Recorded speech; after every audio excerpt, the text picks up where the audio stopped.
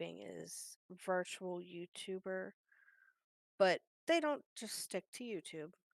They go Twitch and live stream on multiple different platforms. But it's VTubers, yes. becoming very popular lately. It's extremely popular. I know a few people actually who do VTubing right now, and I thought about it myself. In fact, I even tried a couple times. I was like, I gotta try this. So I actually was a dog at one time. I downloaded some software, and I was this golden retriever, and it wasn't very receptive. A lot of people didn't like it. See, I know sometimes, you know, people don't like change. True. And when you do something like that, that's changing what they've seen, in your case for 5 years, to something completely and totally different. And some people just aren't receptive to it. Right. But me personally, I think it's really cool. I think it is really too. So for those who don't know what VTubing or VTubers are, basically it started kind of like in YouTube. That's hence the title VTubers. But as you mentioned, it could be any platform, any social platform out there. It's basically what it is media personalities like ourselves, or to everybody else out there who does publishing of content creators in general. It produces Hmm. like a 2D, almost a 3D, but a 2D dimension of the person, usually around their face. So it's a Well, you facial. could you could do 2D or 3D now. Oh, really? Yes, you can do 2D or 3D now. That's how much this has grown. It's pretty crazy how technology is advanced. I guess you would have to have a decent camera. Well, yeah, I'm pretty sure you'd have to have a decent camera, you know, I, that I can that can watch your movements very well. I could see. Okay, so like if I had a regular, probably even a camera that's installed internally on your computer, besides just having like a Logitech camera or any of those Sony's or whatever the case it is. I'm assuming you could do that as well too. I think the more important thing would be the lighting. Lighting The is lighting and the software you use. lighting is key, in particular when you're chroma keying. If you're chroma keying at home or whatever the case it is, you definitely want to follow a 3 point light system. You want to definitely have that, or at least try to. If you don't know what that means, you can look it up. It's pretty easy. It's pretty basic knowledge of lighting, but it's Pretty very much, key. if you want a chroma key, get a setup like Cactus and not like me. Oh, stop it. See, the problem with some of the software though, so see, there's paid versions, there's the free versions, okay, of these softwares. Now, a lot of people are like, don't buy it. You can get it for free. You can use the setups for free and stuff. I used the free setup. I didn't purchase any software for it. So I can't necessarily, just on my biased opinion, I can't tell the difference between the two. Is one the paid version better than the free version, etc., etc. So I can't really tell you because I don't know. But from my personal experience, Fufu, is the free one that I used, the Golden Retriever. There was several other ones too you could use. It was okay. It didn't really. It froze a couple times where I was running it. It kind of froze, so I had some issues with it. I think though, to rebuttal on that statement, I think it was on my old computer. I did not try it on this said computer, so it Mm, could be my could have been your computer. computer itself. Exactly. It didn't like it. It didn't like it. So I figured, well, shit. Okay, I'll well, we'll see what happens with it.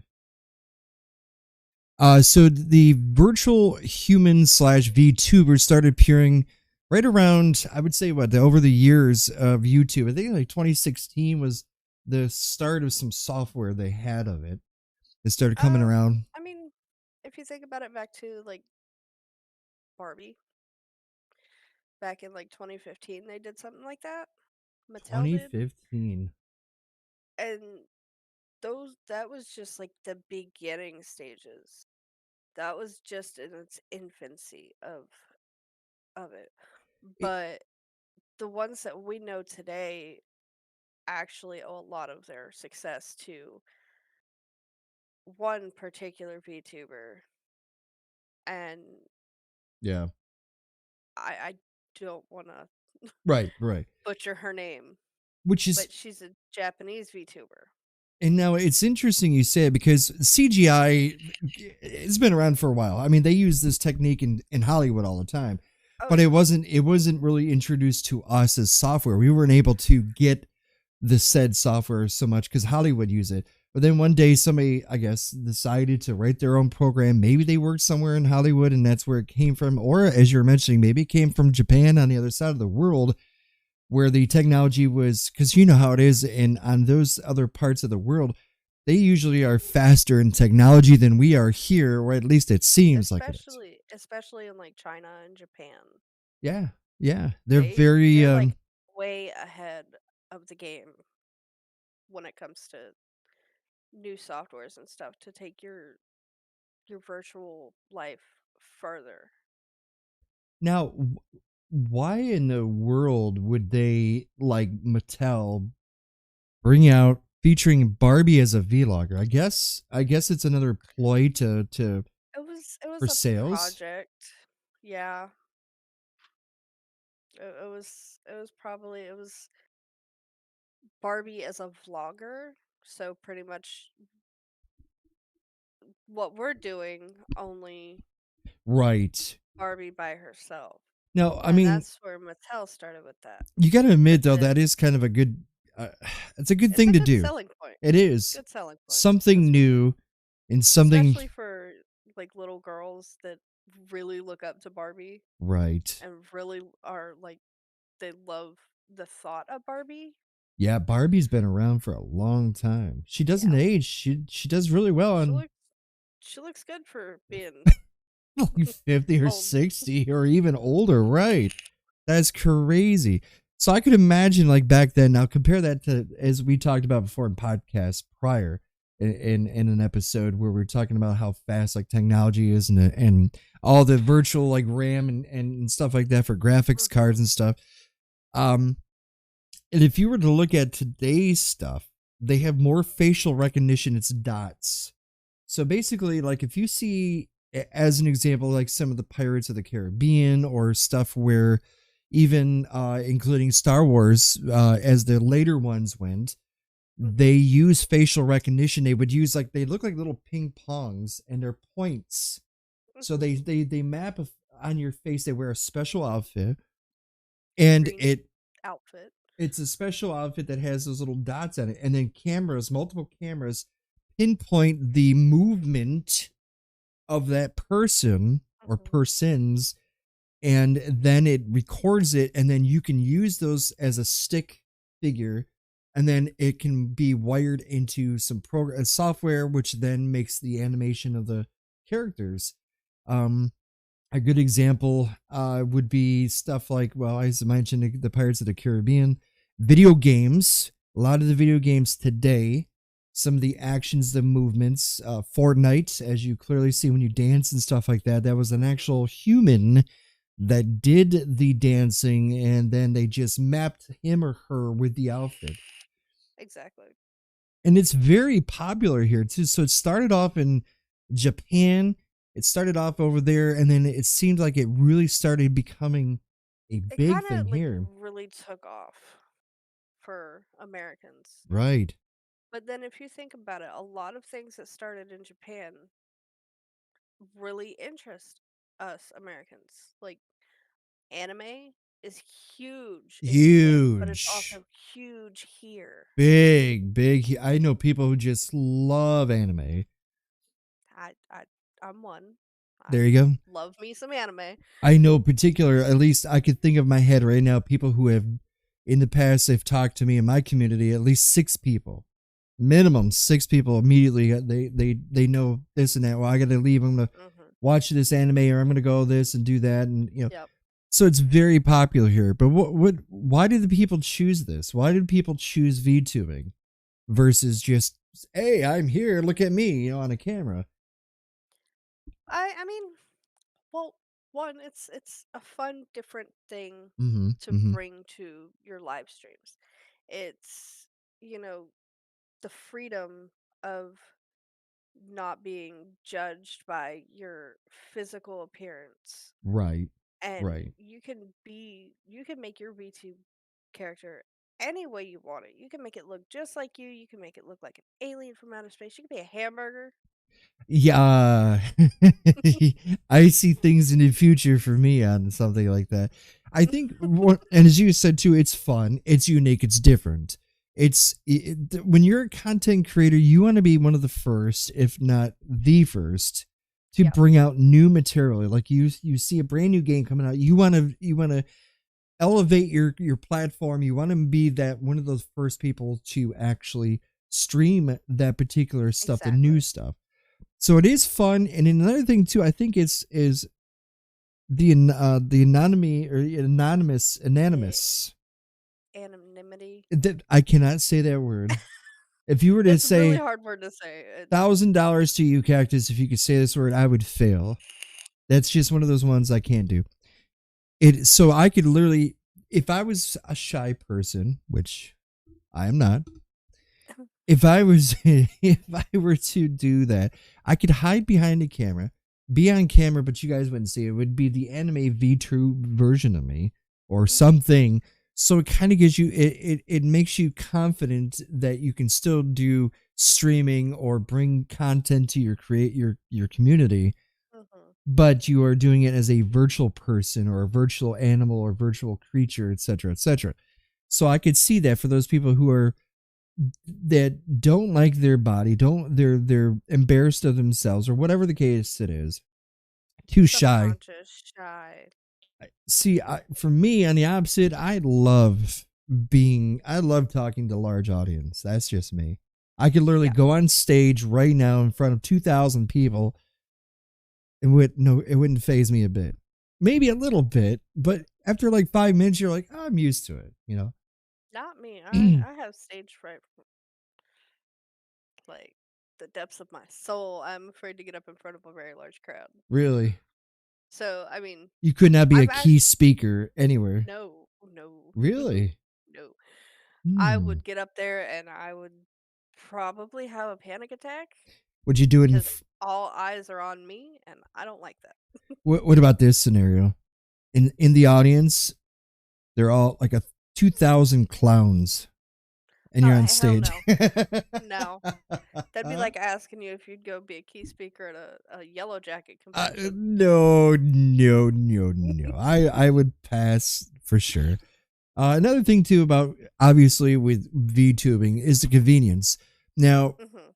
it doesn't really you don't really have to have a big setup. You don't have to have a studio at your home like you and I do. Yeah, So exactly. it's a pretty no brainer there. Like if you can't afford lighting, if you can't afford green screens, or if you can't afford any of the high ended camera software and stuff like this, the easy way, of course, is you don't have to do your hair, you don't have to do makeup, you don't have to do any of that stuff. You don't have to. Exactly.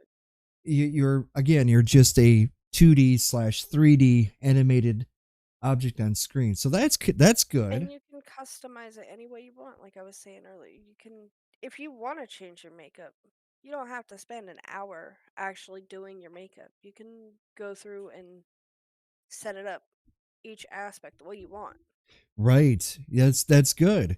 You can you don't have to take the extra time. You could sit down, turn on your computer, boom, bada bing. 5 minutes, you're up and running if you Mhm. want to, versus somebody like ourselves who have studios where we have to set up the lighting could be bad Mhm. on one day. It fluctuates, and people don't realize that when you're green screening, you are, unless you're in a controlled environment where not the lighting doesn't change at all, zero, like Yep. you're in a darkened room. The only thing that changes in there would be if you turned on one light and didn't turn it off. So it's a controlled Mhm. environment, which I wish I had personally, but I don't have one at this time. But that's a good thing about it. You could also do like branding too, I guess would be another Yes. thing. I mean, you can use your virtual character to pretty much get your name out there Mm-hmm. Mm-hmm. and be the face on your merch, just like with emotes and stuff. Imagine Those that. are your personal things. You can push that stuff out and you can make it safe rather than putting like your face on stuff. You can make it a safe way to brand your channel. That yeah, I've heard people who have programs that can load their stuff in. Like if they have these, I don't know what it's necessarily called, but if you had software at home where you can cut out your face, your facial expressions, and then you can add it into some of these softwares too. So that way you can add additional characters of stuff yourself. Like if you Mhm. drew something of a character, you can then cut out the what the just the you could make it around and then cut out your face of it and then put it into that software and poof, now you have a new character in it. So Exactly. that's really cool. You can do stuff like that. I don't have the talents to do any of that stuff, but you You and know, me both. that'd be I don't know. But you could also like communicate messages and stuff like this too. So you can actually start branding yourself as this particular character. And again, like Yes. I've said, I've known people who, at least six, well, I know a few, and I know a lot of people who love anime, but I know a few people. In fact, I hosted one last night who was a VTuber. Yes, She I does saw very that. well in her community. She's super cool. And I thought, damn, I'd like to do this. So maybe I'll look into doing something, is something I like this in mean, the future. I have a friend that does VTubing, and he does it here on Twitch, and Mhm. he's recently transitioned to not only on Twitch but also on TikTok as well. And I know VTubers get a lot of attention on TikTok. Like Yeah, it's something yeah. completely new for TikTok. That is yeah, it's like a next thing. Next A level. next level of bringing stuff. See, I don't own any. I don't do TikTok, but I could see the relevancy of it because Instagram people post things and videos and content on there, but also too on TikTok is another element or another platform where they can actually spread Yes. out the community. They grab the attention of an audience of it. A thing too about I would think this is true. Stop me if I'm wrong. It wouldn't you say kind of VTubing is a little bit like cosplay in a sense where you can or RP like role playing in a sense because you are another Roleplay I person. can understand, but cosplay not so much unless you're doing like one Sailor of your Moon or favorite characters. Yeah, like Sailor Moon, or in my case it'd be Todoroki from My Hero Academia. it from Clone. Depending on depending on what you're going for with your character, Mm-hmm. it's more is role playing unless, you're being yourself Mm-hmm. and Mm-hmm. just using the VTuber as a way to like cover your identity or bring something new to your channel. Like if you were to do it, it'd just be bringing something new to your channel. But if someone was just starting out, it'd be a way of concealing their identity. Mm-hmm. Mm-hmm. So that way, they can go out and walk around without being recognized if they're like really popular. That is true. So it kind of in a sense, it kind of hides you from the general public. I've known for a fact. In fact, when I went to a convention back in 2018, there was there was a large amount of faces that were celebrity status quo, those statuses, if you Mhm. will, on this platform, social platform, and they literally were on stage, and they were doing competitions. But the one in particular, I'll never forget. He walked out of his hotel and he had a couple little people around him. He had a little entourage of people, Nice and hat. very nice. It looks like a nice hat. It's warm and fuzzy for winter. It doesn't get cold here. I don't need a fuzzy hat. My cat is just gonna jump right off. Boom. There you go.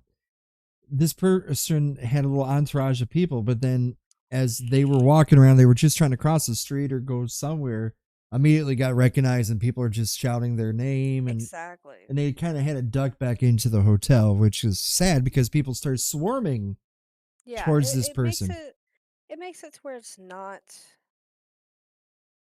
I mean, yeah, having that recognition,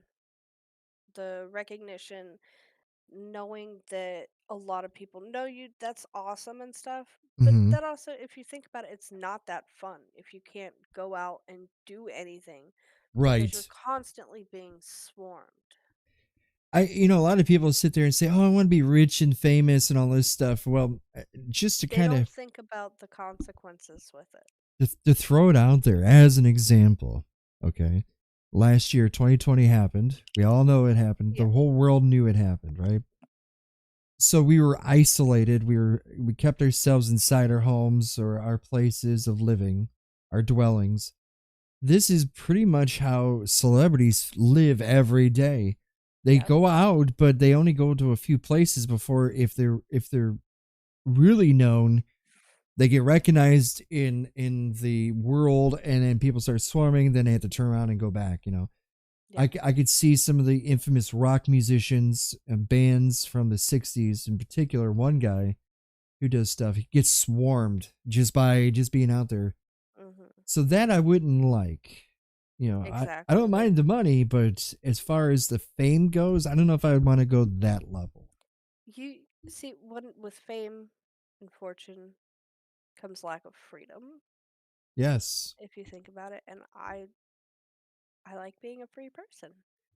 I do too. I like being able to say, "Hey, I'm going to go to the Grand Canyon next week." Exactly, You know, and not have to worry about being spotted and ruining that vacation or that trip. and see that's why VTubing, as we are explaining, is an easy way for a person to be anonymous, Anonymous, and you yes. can do your own business, go around, and unless you clearly say, "Hey, I'm Joe Schmo," and Mhm. once again Joe Schmo gets attention. Uh, All the time, all the time he does, yes. especially here. Some of the key roles, obviously, the key things, two things comes to mind is for a VTuber, virtual tuber, you got to stay in character. Yep. You must stay in character. They must maintain like the illusion of it.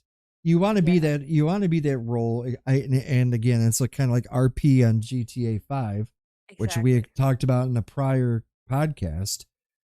You stay in character. It's easy to do, but not easy to do, I guess. Exactly. Especially if you have It's family in the not for background too. everybody. It It's isn't. exactly. It's not for everybody, and you know, you do have to think about all those distractions and stuff. What is gonna be best for you? Mm-hmm. Are you gonna be able to do that and not have to worry about who's around, Mm-hmm. what they're gonna say? Mm-hmm. You know, that's pretty much live streaming. Regardless, you In have to worry general. about Yep. everything to make sure you don't one you don't break TOS, you don't Mm-hmm. do something or have someone say something that's gonna get you in trouble. Right. And with VTubing, it might seem easy, but it might also be a little bit harder for those that can't really break out of that shell of being shy per se. That's true. And if you're doing a voice, so instead of doing your regular voice, and you start doing this all day, now you're throwing a character voice. Now you're gonna have to talk like that for a good set amount of time. Exactly. 2 hours, 3 hours, whatever it is that you do this character. So you got to keep that in mind too. Are you going to be a separate voice? Because when you're Mhm. doing it live, it's totally different than it is if you're in a studio doing voiceovers or Recording it, yeah, charactering. Yeah, exactly. like if I were doing cartoon voicing, you follow, the director tells you this scene and a scene, and then you get the script, and then you say it, and then you go to the cartoon, deet deet deet, you hear like a little ticking, then you land your line if you do it, if you miss it. Mhm. So it's a little bit trickier, but it's not as hard as it is on your voice. Yeah. I see, like, another thing that in order to make VTubing work is the fans have to play along too. Yeah, oh yeah, oh yeah. I It's the VTuber has to be immersive enough for the fans to want to give as well. It's I can see that, yeah, it's like a give and absolutely. take. You have to be able to give them something they want to take so they can give you back something that you would take to it make it coercive. Well said. it reminds me of a lot of characters. One particular person who went to another community, to another website, social site, who was ousted in a sense, but he plays a character that is kind of has a wig, has glass, he wears sunglasses a lot, and he particularly plays this particular role as this character. Some people, from what I have read, who have met him in real life without him in Mhm. character, he's as gentle as a bear, or gentle as a kitty cat, but aggressive as a bear when he plays his character. So people fall Yeah. into that character. Now, another thing you have to think about is, are you going to add a backstory to a character, or Yep. if it's to go that far, Exactly. You have to really stop and think before you do this Mm-hmm. Mm-hmm. because it's not just, hey, right off the top of my head, I'm going to jump in and I'm going to do this. I'm not going to research anything and I'm going to fail. Right. You have to know what your character is, you have to know what softwares to use, what platform it works the best on, Mm-hmm. what the audience wants to see. You have to put yourself out there and you have to research, and it's not like it's just something you can just click click it's set up. Yeah. You Yeah. you have to put time into it and energy into it, and you have to take time away from your day Mm-hmm. to do editing and setting things up. It's it seems like it's something that's easy, but the more we talk about it, and the more I think about it, Mm-hmm. this actually sounds pretty difficult. Yeah. Yeah. It does sound like it. I mean, you would have to have some knowledge of just like with anything, you instructions. You have to like put something together. You obviously want to Yeah, read the exactly. instructions, and then you end up with pieces like, hey, how did I end up with this? Oh well, I guess this isn't needed. So you want to do your homework and choose what particular stuff is good for you. What software is good for you? What's best for you? Do you try the free stuff first, then buy the software? Because some software isn't cheap. Well, it is, but it isn't. For the consumer, $15. For some of the ones that I've looked for. Yeah, exactly. I mean, are you going to blindly throw 1,500 pennies out into the middle of virtual space just for a CGI program, just for a program that just reads your character of your face, facial recognition? What if you're wearing headphones like I do? That's, Exactly. what? That right there is a great example, Bunny. From the videos I've watched, those people were not wearing headphones. They were just Yeah, wearing, exactly. just their face. They're wearing Yeah. their face, but they Well, everyone weren't wears their face cactus. better than others at sometimes. But yeah, they were definitely doing the facial recognition stuff without headphones. I wear a hat. So is that going to influence? I wear glasses. Is that going to mess it up as well too? I can't you These are they're all good things to think about when you think about wanting to get into doing a VTuber avatar. You have to think what is going to affect what. right. That's true. I mean, it can only read so much.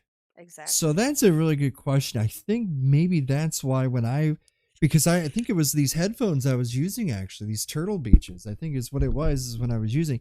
So are you supposed to use earbuds then instead of regular like Turtle Beaches and stuff but how am I going to hear my, the nice rich graphic or the audio from like somebody's walking around behind a corner and stuff? Because if you wear Exactly. earbuds, it's It's not as immersive and it's definitely not as much depth when you right. use earbuds versus a headset. I Especially headsets nowadays that have that Dolby surround sound. Yeah. Now, I love my Turtle Beaches. I do. I like them a lot. They really work really well for me. It may not be for everybody. It may not be for whoever, Joe Schmo, but it is for me. It works for me. I can hear very clearly or anything audible that's And happening around me. and I don't know if you've noticed, Cactus. I'm wearing a different headset today. I did notice My that. my cat ear headset has been giving me some problems, and as much as I love it, I might have to give up my cat ears. Yeah. But the ones that I have are the same brand, Mm-hmm. just without the cat ears. And I,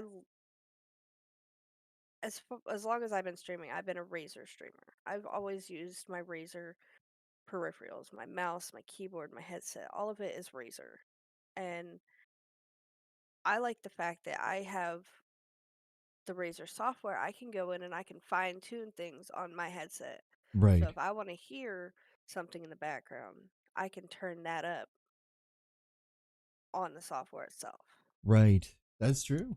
See, for me, I mean, I have an individual mic here for chat when I talk. When I Exactly. stream on consoles or when I'm playing console games, Mhm. I use just a little flick and bada boom, bada bing. It's boom, it's down. So this Yeah, is what they exactly. hear. You guys hear this, and I mute this like this. Now they can't hear me, but you guys at home can hear me. Mhm. You know, that's the thing about how stuff it is like that. I don't know.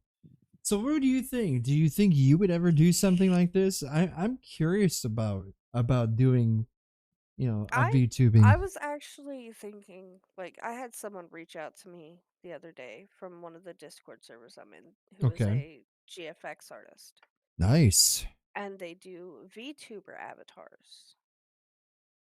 And that, like, at first I was like,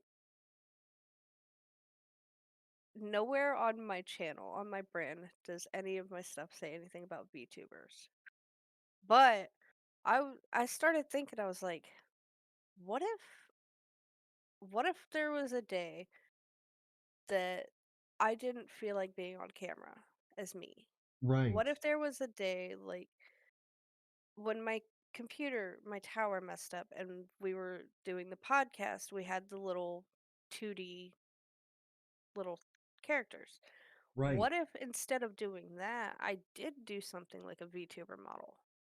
Because then, you know, it moves around and it'd still be me, Right. but it wouldn't be just like flat, static, non-dimensional, and I could still give a whole nother like aspect to my channel without having to actually be on camera. Right. Yeah. And it again, it helps protect, like if you're having a bad day, like what if you're having a bad day at home? There's A two, bad mental health day. either a mental day or even like too much background going on behind you. Like you didn't have enough time if you didn't have a screen set up. If you, again, this goes back to if you're green screening or Hmm. not green screening. What if you have family that's running around behind you, and you have a decent mic with condenser mic or whatever that actually is compressing the audio so you can't hear the background, but you could see it. So that'd be a Like major in my distraction. case, when my child is running around in the background and she wants my attention Right. and she's constantly like pulling on my chair or like tapping me. Right. With a VTuber model, I wouldn't have to worry about them seeing her. And that's another thing. With a VTuber model, I don't have to worry about my child's face being out on Twitter or Twitch or YouTube. I don't have to worry about protecting her identity that way because it with a VTuber model, it doesn't pick her up. Right. Well, that's good. I mean, if it doesn't pick her up in the background, or even if, like if there's lawnmowers cutting in the Hmm. background or stuff like that, you don't want to have that in the background. You don't want to have stuff that's a noise behind you. And that's one thing too. And if you have all this said stuff, then you could hide it by doing a VTubing character. So I could sit here and be a talking, little like this. You A don't, talking cactus. I could talking cactus. Why isn't there a talking cactus out there? That would be really good. There you go, cactus. I know. That'd be really cool. So what about like I mean, there's the wow question too when it comes to VTubing. People are like, okay, what the heck is this? Is what Exactly. that wow factor, if you will. And It's something that is getting popular, right. but still not a lot of people have seen it and they don't know. I remember the first time I saw my friend Hmm. had with the VTuber model, I was like, "What? The You made yourself into an anime character." Now see for me, the very first one I ever saw was, and I think it was on Twitch. There was a person who I assume they're fairly decent community of a large streamer. Mhm. They had a character that looked like a fox, and it was in the bottom left corner, and it was talking. And I thought at first it was like some cartoon or anime something Yeah, that they were watching, but it ended up being that when he was talking, it was moving its head and all this. I thought, holy, this is cool. So it kind of drew me it's in. different. And it gave me that, what is this thing? Like, what is this? Like, wow, this is cool. Exactly. It was different. It was definitely different. It caught my attention, and it brings again to your elements of your community. Like, whoa, because what happens is the domino effect, the snowball effect. Joe Schmo comes into your chat, says, "Holy crap, this is cool! Hey, Billy Bob, I'm watching I'm watching this person right now do this. You got to come in and check it out." Okay, I'll check that out. Hey, Amy Apple, come on in here. You got to watch this stuff. So now you have Exactly. a snowball effect where you have your concurrent viewers start to go up and up and up. People are starting to enjoy it. I mean, I think for you the More next interaction and more people that see it, they tell more people and exactly, the more exactly. that come is drawn in and then the more interactive you can make your VTuber. What about like autonomous, like virtual beings? Like you have, I mean, basically that's kind of it is. But what's the next process? Like when somebody builds a robot and then has that as them on, it's talking for them. I mean, obviously we look at like pizza places, arcade places that had pizza when we were growing up. They had anime or animatronics in the background Mhm. that were scary as hell, and we talked about this before. And imagine that watching that on your screen. That Is that it over can the be top? cool. It can be cool, but like you said, animatronics are kind of creepy. So that could be a hit or miss. It Right. could either draw people in and people are going to be interested in it, or it can push people away because it's creepy and scary, I, and people don't like creepy and scary. I mean, a virtual like okay, so a virtual cactus, like a animatronic cactus. That'd be kind of funky, but every time It'd I'm be a little talking, it moves its mouth, or if I turn my head, or if I move my hands, it kind of moves its little stocky mm-hmm. body and stuff like that. That'd be kind of cool. What about you? Like a It'd be bunny? interesting. I could see that. I could see it too. But is it too much though? I mean, when I say too much is like, are we going in a direction where eventually everybody wants to be hidden behind a camera? Or is this just something like because it could be a hit and miss, like you said. It could be a hit and miss on us. You could do something amazing for your community, and then other people are like, oh, well, I was expecting a real human being. I wasn't expecting some anime thing. Or Yeah, see, like when I was like I was explaining earlier, if say I was to do it, Mhm. I wouldn't do it all the time. Right.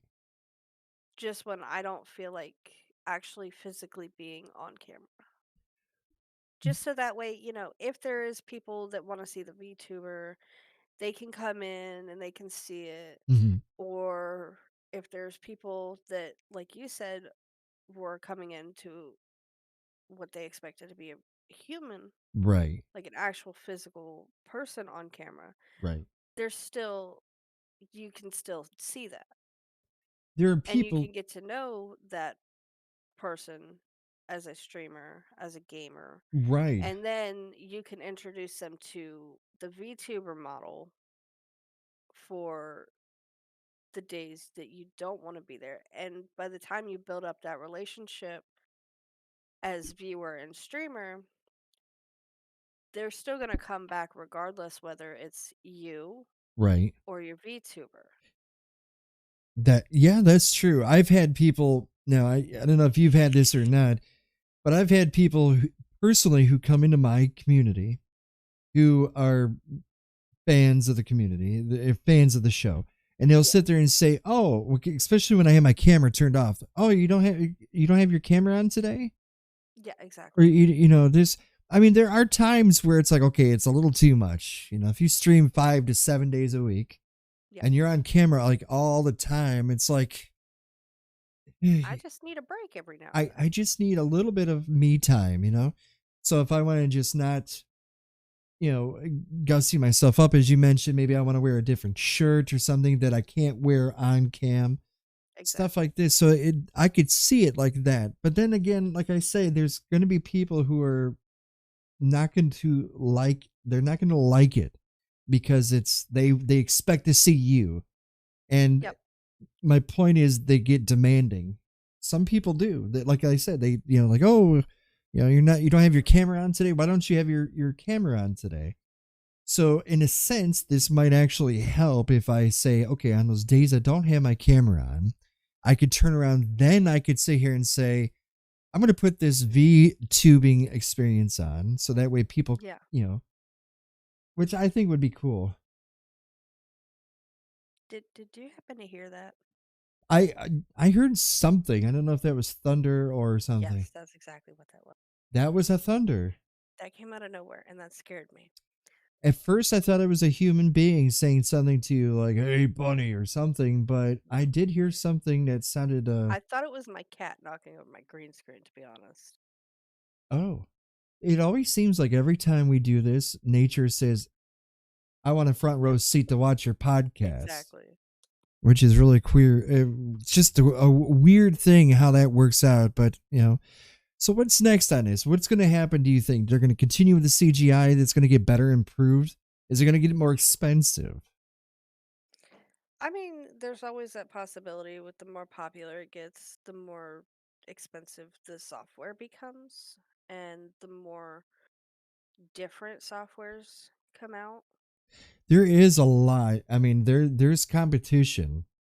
Obviously, it's not like it's brand squeaky new. I mean, we're talking Exactly. Mattel from Barbie, who had it back in 2015. I think it was that we said it was 2015. So that's 6 years old, give or take. Yeah. The technology, but it's improving every time. But is it going to get to the point where it gets too real? Because you got to think about 4K stuff. The hell with Yep. 1080p. 1080 is like Atari graphics compared to like Yeah. the Xbox Series S. It's like it's a whole Mhm. different ball game because people are starting to go to 4K. Now you Exactly. can see every little pore on a person's nostril or something. It's like that's a little too much. I, I don't know. I couldn't do it to me. There's quite a few. I know you can get them on networks like Steam and stuff like this. I don't know if Epic has anything like that. I don't think they do, but I know for a fact there are some freebies and pay VTube software, I guess you could Software. say, that you could use. And Um, see, like, when obviously when COVID hit, streaming became more popular. mhm. And then, that's when VTubing really kind of like took off because more and more people were starting to stream because of lockdowns, not being able to go out and do anything, and they still wanted that interaction with people. Right, And then with the influx of streaming, you got to think, what can I do to be different? What can I do to stand out? right. Hence the rise in popularity over the last year or two for VTube avatars. And it kind of brought us out of the funk too, because you think about it. You're something severe as 2020 happens, and then we need to exit the real world, enter a virtual world. And then Yeah, when these VTubers, they start, because people got very, depressed and everything, and there was a lot of emotions in 2020 slash 2021. So VTubers came out, and it kind of puts a smile on your face, at exactly. least from the It's people something I've talked different. to. It is, and it's like, oh, it's this is kind of cool. I could sit back and grab my This is popcorn and cool. This is cute, yeah, I could depending on watch how you this. make your avatar.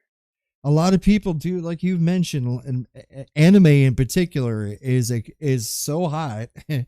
It's beyond the striking the iron while it's hot technique. It's literally like every day there's something. There's new movies that come out on a daily. Pikachu Hmm. came out, the movie Sonic the Hedgehog, even though it's not anime, but as an example of something cartoonish. CGI. CGI is just going to be here, and it's going to accelerate. It's going to go more and more, live action with It really CGI is. mixed. But for you though, I mean, what would you? I mean, you would use the software, right? You would use the particular software for like a facial recognition stuff.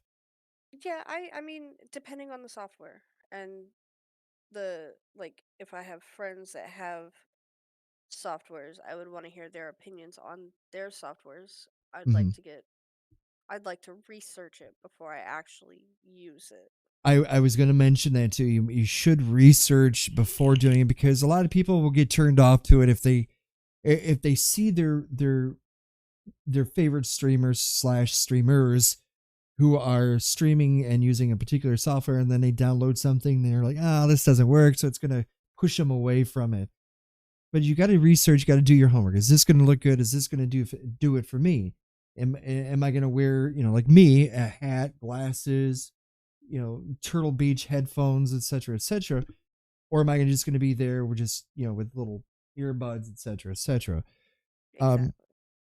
I recommend, for my personal experiences, is try the free Hmm. software first, because of the free software, at least you have nothing to lose, right? You have nothing to lose. It's free. Exactly. You can uninstall it in a lickety split, and that's it. It's out of your system.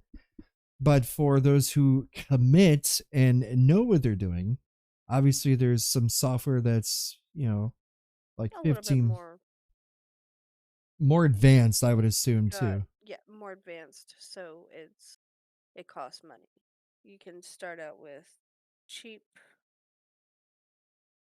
cheaper software like 15 bucks, 16 Hmm. bucks, or go up to a higher end software and get something that's really worth it. But again, if you're going to try it out, you should start out with something free to see if you're even going to like it. See if it's something that you would be into rather than just jump straight in. I Yeah, I don't usually plant, I don't jump in feet first. I usually kind of like, if I'm investing into something, I kind of look over it, just like basically shopping around for my PC. I did that. I Mhm.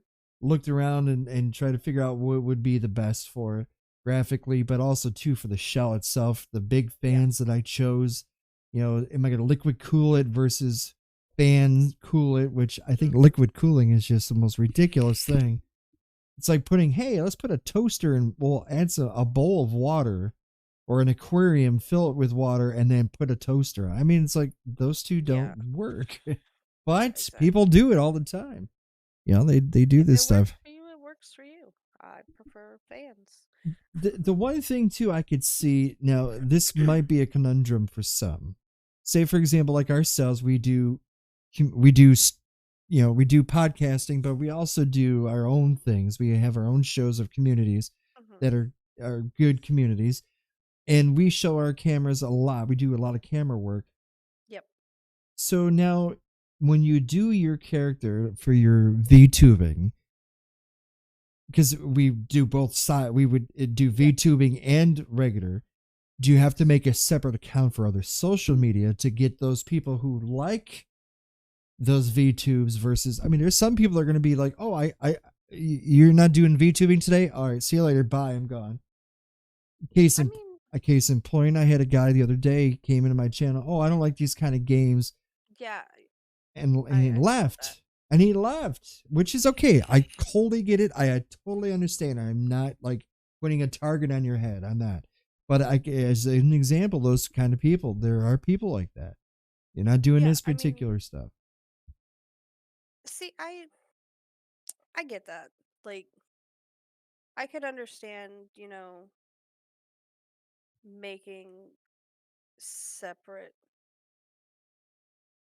you know, accounts like on Twitter Mm-hmm.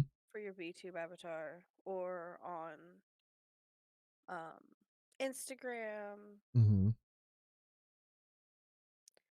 and I can see it. It'd take a lot of time, Right. obviously, but if if you're really dedicated to it, then why not go all the way Go and that extra mile. make that separate social media account.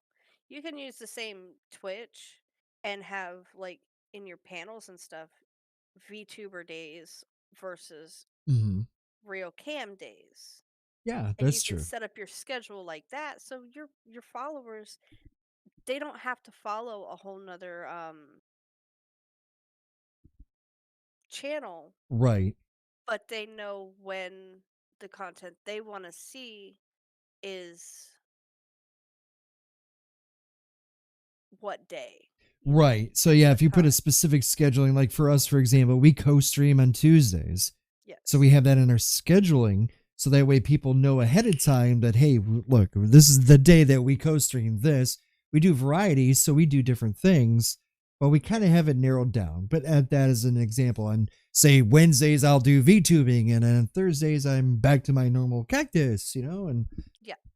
and so I could see that, people can do that. That people can do, and then, but there's just people that either will like it or absolutely hate it. So again, Exactly. it's a hit or I miss mean, situation. if you think about it, you're not going to please everybody. You can't. There's people that You're are going to hate no matter what you do, exactly. no matter what. They You, could say you make this amazing looking VTube avatar and it's got the cute side and it's got something that people universally like. right. There's always going to be that one person, one or two people that's going to be like, "Well, I don't like it." Yeah, well, there's always going to be people who disagree on things, no matter what you do. The color of shirt you're wearing, Exactly. your sunglasses, your hat, what's in your wallet. I mean, anything. If we were all carbon copies of each other, how boring would we be? Like if I like the exact same things as Joe Schmo, I mean, this he freaking likes the color, every color of something, and I had to like that too. Or this Yeah. person only ate hamburgers every day, and I had to eat hamburgers too every day. Wouldn't that kind of get boring?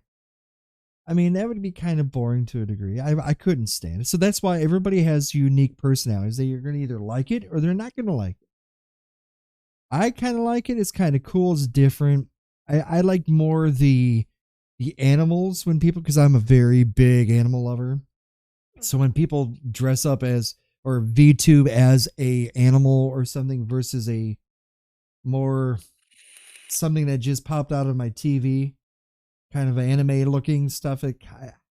There's some anime I like. There's some anime I do, but there's some anime I just, my personal feeling on some anime, it feels like they are constipated. Because every time when you hear them, like they're like, Yeah, and I know what you're talking about. it's like, holy, what in the hell is going on with him? It's like, or it's like, whoa, it's like it's a hit or miss on that stuff too. But I don't know. I think I'll look into it. Coming up During the soon. off hours. I will look into it. I will see maybe this winter time when I'm cooped up in my cardboard box because I can't go outside because it's so freaking cold out. And and you just want to be snuggled up I in a I, blanket. I just want to grab a blanket, grab my nice fluffy robe, and just sit back, and nobody at home can see me but myself. I could be sitting here juggling, and nobody would know that I'm juggling. You know, Unless, of course, you make your VTube character juggle. they'd be like, "What is he doing?" And like, "What is this stuff?" So the bottom line, it's fun, it's convenient. The anatomy of it, the in anatomy, The anonymity. that word, but also too the branding as well too. So you have all these things that are pluses for us. It is fun. I mean, you could be your own person. You could be an alien from planet Zulu. You know, you could be anything you want to be. I think I'll have to take a look to it. I think I'll Oh, have to yeah. look It into. definitely seems like something that's worth looking into. Mm-hmm. Just to, even if it's just for a short time, like Even if it's maybe a temporary. month, Okay, maybe 2 months. maybe two It's months. something to give thought to like push yourself out a little bit more, either out of your comfort zone Right. as someone who loves being on camera, or as someone where it'd be more in their comfort zone of them being shy. It's definitely something to look into and to research and to learn more about, regardless of whether you actually do it or not. I think it's an interesting topic to educate yourself in. I think So so that way too. if you do go and watch a VTuber, you know how much work they put into being an avatar. Very well said. All right, guys, coming up on the second hour, we'll be talking about another interesting topic. You are listening to the Megabyte podcast. We shall return after these said messages. Let's reading a book Versus versus. audiobook. What is your take on this? Me personally, okay. I've listened to my fair share of audiobooks, but nothing beats sitting down, relaxing after a long day, Mm-hmm. and reading a book. Yeah, I'm not really a bookworm. And I always rib Blondie because every time, like, if I go to Blondie's place, or or if she pops around and comes to the cardboard box just to visit, she always has a book in her book bag. She always has some kind of a book or something. It could be, fiction or nonfiction book, but she always has a book in her hands. Now I've asked her how she feels about a having a physical book versus one that you can store on a computer or a digital stick, fire stick, whatever the case it is. She prefers the old tradition, and that's having a physical copy of a book. Hmm. Now, I'm not a big fan of reading in general in books and stuff. Now, before I get shunned, let me explain. I like to learn things hands on. I don't like really reading about something that goes on, like this and that and everything. I don't like that. I like to actually just do things. I can't sit down and say, "Hey, I'm going to read this tripe about a axe murderer who's going." I mean, it's all like the same to me. Here we go. Okay. Okay. I get that because me personally, I'm a hands on learner as well. Hmm. But when it comes to me just wanting to relax, escape, Right. go into a whole nother world, I like to sit down and read. I have in my living room in the corner, I have my little reading area. I got Okay. a nice comfy chair. I got two, three books sitting on a little side table, got a little lamp, Hmm. got a blanket over there, and I can make me a cup of tea, a cup of coffee. I can take it and I can just go sit there, relax, especially when Zoe's not home. I can just sit down, enter a whole nother world on my own, especially on nights when I'm alone. Just when you need to be, just to relax and kind of just have Yes. that me time and stuff like this. Mhm. I can see that. Some people read books while they're in the bathtub or, not when they're taking a shower, but when they're reading, and they have music in the Relaxing. background. Right. Maybe you have a smoker's outfit. Do they do that nowadays where they wear a smoker's jacket and read a book in slippers and PJs and stuff like this? I understand it completely.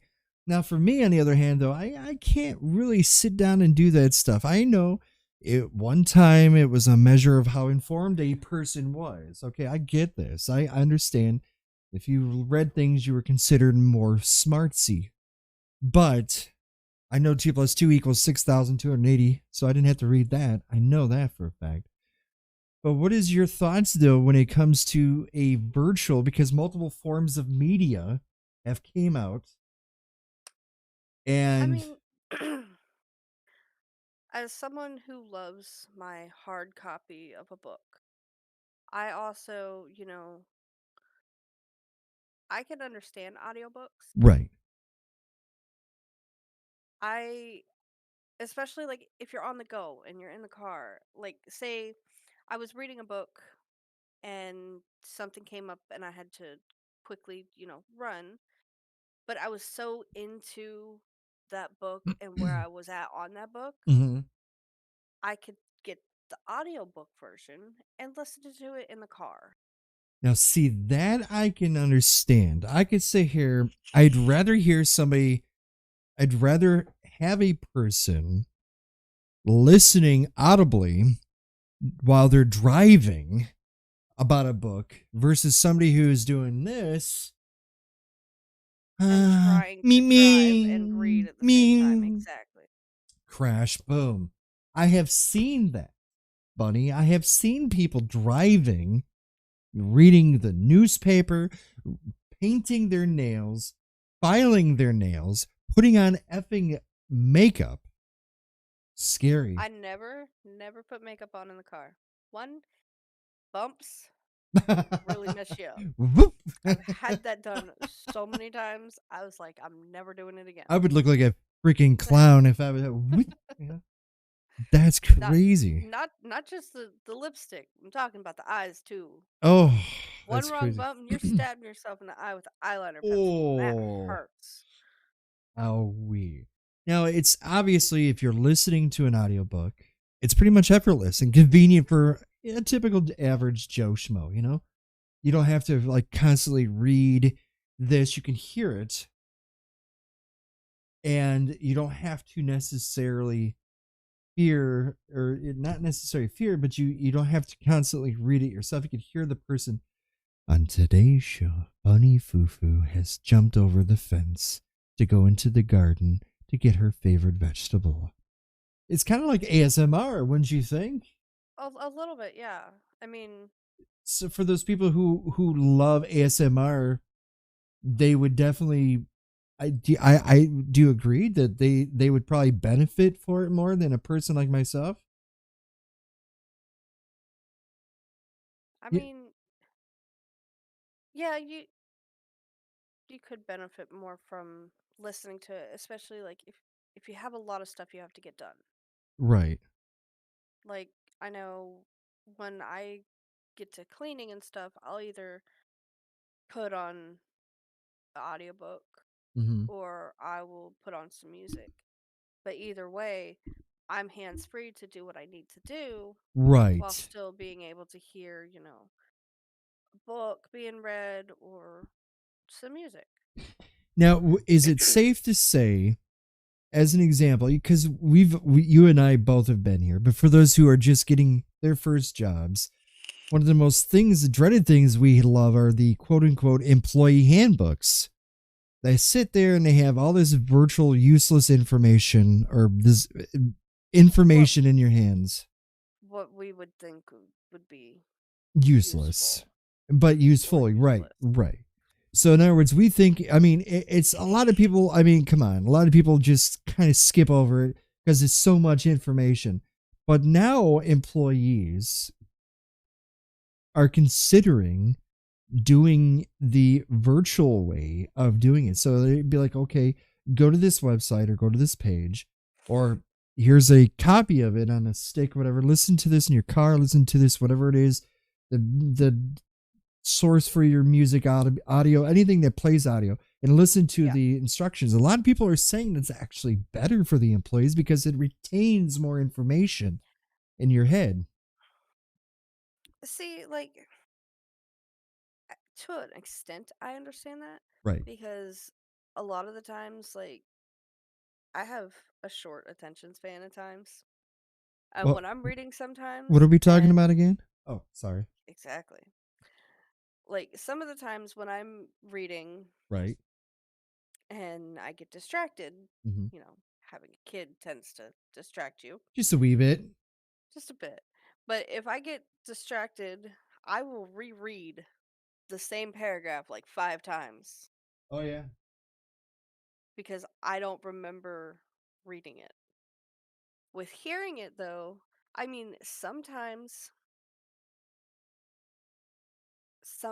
I'll remember Hmm. what I'm hearing, but either way, I still feel like I have to go back and re-listen to it or reread it. So, I mean, I think it depends on the person Do you think? I and mean, how they would benefit from it. do you think again? Is it because of the person's mindset, the way they take and they listen to stuff? I mean, do you think that's how it is now? I mean, it could be. Okay. It could be, like I said, it might just depend on the person because someone who is very intent Hmm. on that book isn't Okay. going to have to go back and reread it like multiple times in the same area. If someone is more distractible or more distracted, they're going to have to and re-listen or reread it. And some people just benefit more from hearing it, whereas some people benefit more from actually seeing it. So you're Kind of okay. like kind of like with book learning versus hands-on learning. Some people benefit more from reading about what they're trying to learn, and Right. some people benefit more from actually getting hands-on experience. For me, I like to visually see it. Like for me, I mean, either way. Like if I see somebody do like put this together, like put a bird box together or something, I could figure out what it is if they put it together in front of me. Maybe it'd take me a couple minutes to figure it all out, but like for me, it's a lot easier for me to see or be on hands on versus to listen to something. I don't mind listening to things, but for me, I'm one of those hands on kind of guys. Mhm. If I'm going to work on something, I want to work with my hands on it. If I want to work on Mhm. if I see somebody play a Billy Joel song, I can watch it. Well, that's more like watching it too. I could watch it. Well, I guess it kind of is too, watching and listening to it, but it'd be more hands on. I could watch the person doing it hands on, and then I can replicate it. Yeah. So for me, it's a little bit easier. But when you talk about audio books versus the hard copy, though, when you listen to something, it's a lot less hard. It's not as hard on the brain. I guess scientists have said it's not as hard on the brain. I didn't think reading was hard on the brain to begin with, but hey, who knows? I'm not a neurologist. I don't know this stuff. Exactly. But I guess listening is a little bit easier for the person, the average person, for the consumer, and to retain attention as well too. I mean, they did a study in 2010. So this was 11 years ago. Obviously, there's been numerous studies since then, Oh but yeah. it found that students who listened to like a podcast lesson Mm-hmm. did worse on a comprehension quiz than students who did the same lesson on paper, Mm-hmm. like read it on paper. So, I mean, compared when you compare the readers to the listeners scored an average of like 28%, I think, Mm-hmm. lower on the quiz Wow. than the ones who actually read it. So you're talking about a difference between an A and a D. Ooh. So that study showed that actually physically reading retained more information than actually listening to like a podcast version of a lecture. That's interesting. But there's also been studies that show that listening has had a better effect than reading. I think most of the time it depends on what the study is about, like what the lesson is, Right. or how interested in this are those people in the study. How, like, I don't know, how well are they going to accept the information that they're hearing? How interested in it are they? Because I know if I'm really interested in something, I'm gonna give it my full attention. I'm gonna listen to the details. I'm gonna read the details. Absolutely. I mean, it's just like with anything, I find myself more and more interested, like if more complex, like writing piano pieces that are more complex. Yeah, I've always said it from the start, and you know me, and you've watched me do prior shows with my community where I was writing the music live on stream. But for me, I've always liked complex things. I don't like basic stuff. Like one of my things that we'll talk about next hour. One of my things I don't like is when somebody takes a song, say we'll say Bohemian Rhapsody, an amazing amazing, song. beautiful song written by Queen. The song is in the key of B flat. Okay. Now a lot of people are like, I don't know what that means. Well, B flat is a key of B Hmm. flat. In lamest terms, what I'm saying is one of my things I don't like or dislike is when people write it. That's the hard complex part of it, because if you replicate the exact way that person wrote it, it kind of gives you that plus in your mind and your heart, like, oh, I could do exactly what they did. But then when it comes to the simplicity version of stuff, I don't like it when they simplify things. I'm not a person who likes simplicities. I don't like it where they'll put it in the key of C or put it in a key of F or something, like totally way, like the easy chords as they call it. I don't like that. I like the complexity of it. Like, okay, I want to replicate exactly what this person did it. Now, is the auditory version versus the visual version kind of like that? Is it more for the simplicity of it? Obviously, it's more simplistic if you're listening to it in the vehicle.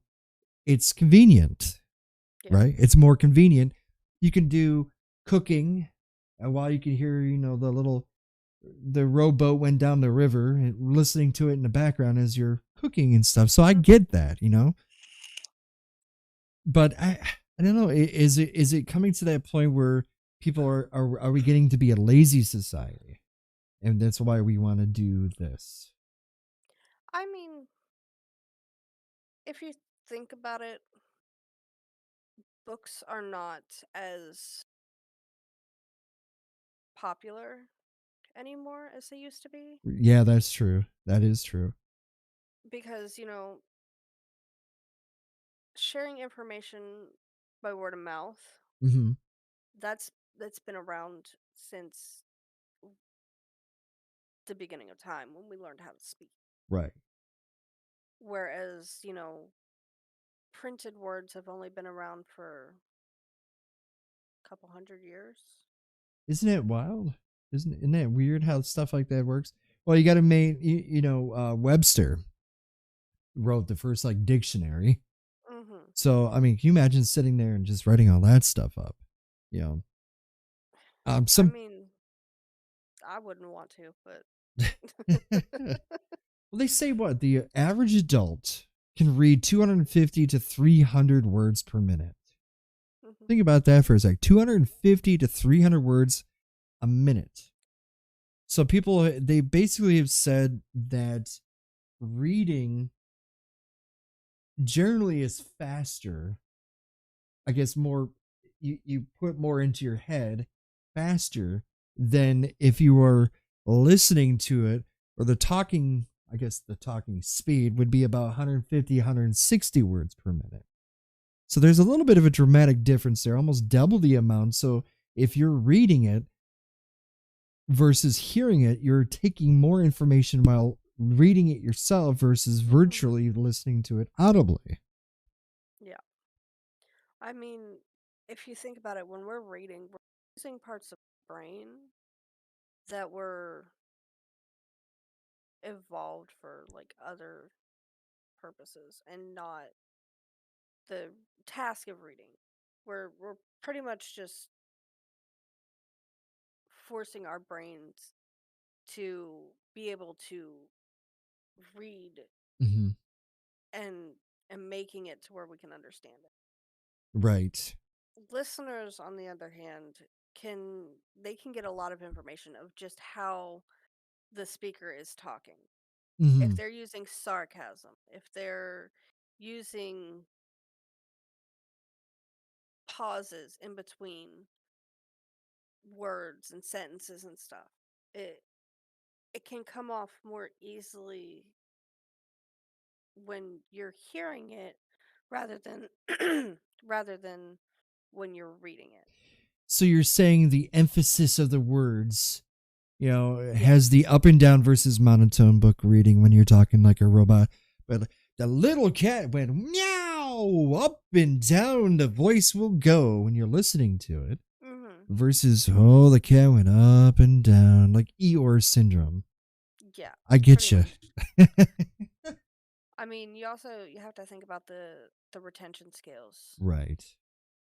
in that are in favor of reading. Right.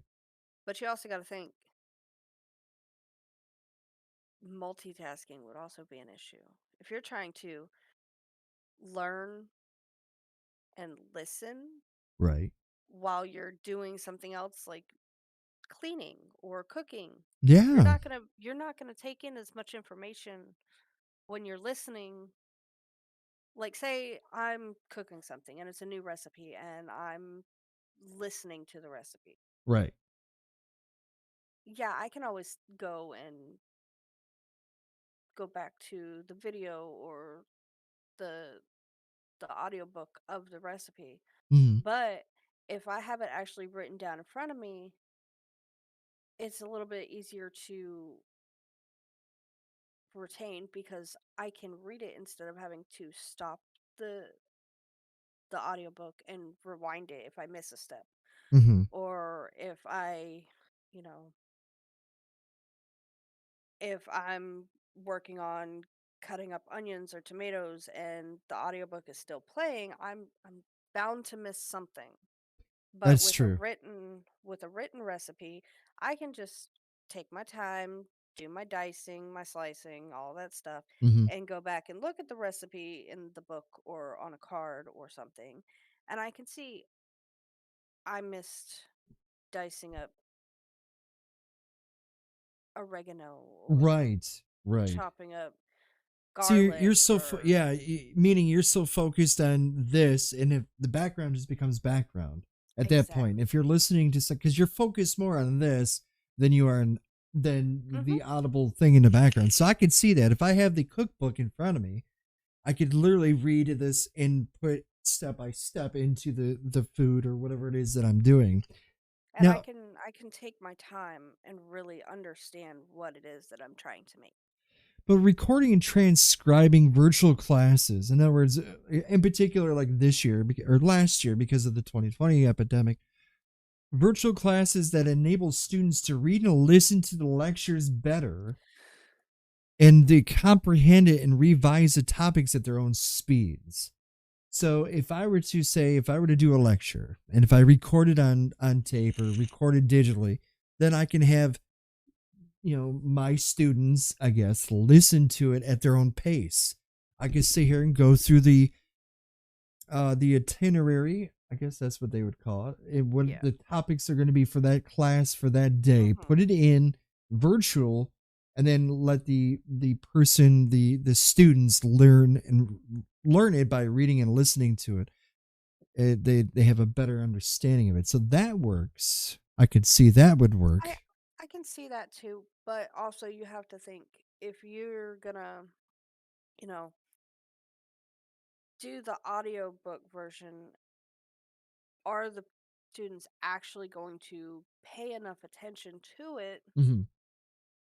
that they're going to retain it rather Right. than sitting down, reading it, writing down notes, and have to actually take time to study it.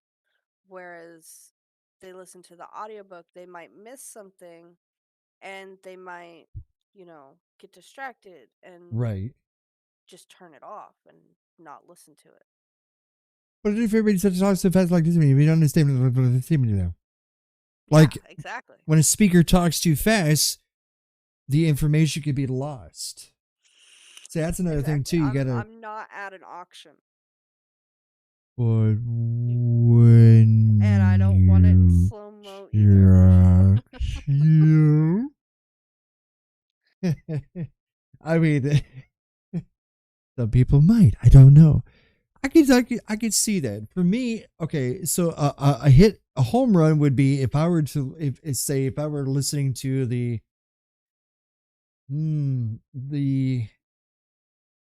how could I say Einstein's theories in Audible. If I'm driving, if I'm hearing about the theory of relativity, or if I'm listening to some of my favorite things, because I'm a very big nerd when it comes to science, stuff like that, I could see. Okay, so listening to it while driving is one thing because you can focus driving, but you could hear the background to a degree. Yeah.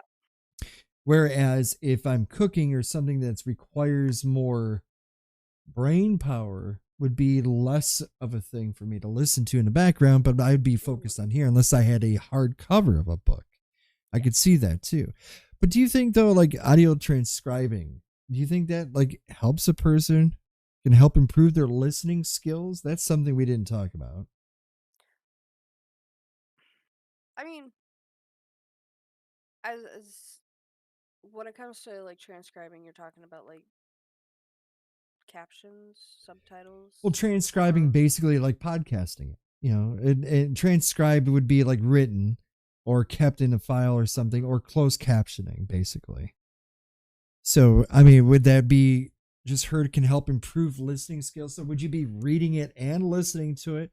Like I brought up before, like I've listened to songs, like, some songs like Nirvana. Okay. Mhm. Some of their songs you can't understand the lyrics, Yeah, but or like Pearl Jam. I, case in point. But if you have, and this is a true fact, buddy, and it's weird, and you're gonna be like, yes, that's true. If I were to open a page that has the lyrics written and then I listen to the song, those words that I could not hear suddenly jump at me like it's right in my face. Like Nirvana Teen Spirit. The Absolutely. words pop right into your face like, "Oh, that's what they're saying." So, yeah, I could totally Yeah. see that. And see, me personally, I'm one of those people who, when they watch a movie, they have subtitles on. See, Blondie does that too. I don't. I I can't it makes stand it that. easier for me because with movies, there's parts that get quiet and you have to turn it up, or there's It's parts that are quiet. super loud and you What? have to turn it down. Right. I prefer to have it set at one volume Mhm. and have subtitles on. So if I can't hear something, I can read it and I still know what's going on. All right. Or if it's like overly loud, I'm not blasting my eardrums out. Now here's a question for you. Does that distract you from actually watching the movie? Because now your mind, your eyeballs are now focused on the bottom part of the movie. See, this is the thing for me, but I just want to hear what your thoughts are. If I'm watching a book or watching a movie, maybe a book too, but if I'm watching a movie and it has the subtitles on the bottom of it, you'll hear like it says door knocking or creaky door or whatever the case it is. If you notice, some of the words that are expressed in the captioning are not necessarily what the actor actress says. They kind of ad lib some of the lines, or the person who translated the captioning didn't get the exact verbatim words of what it was.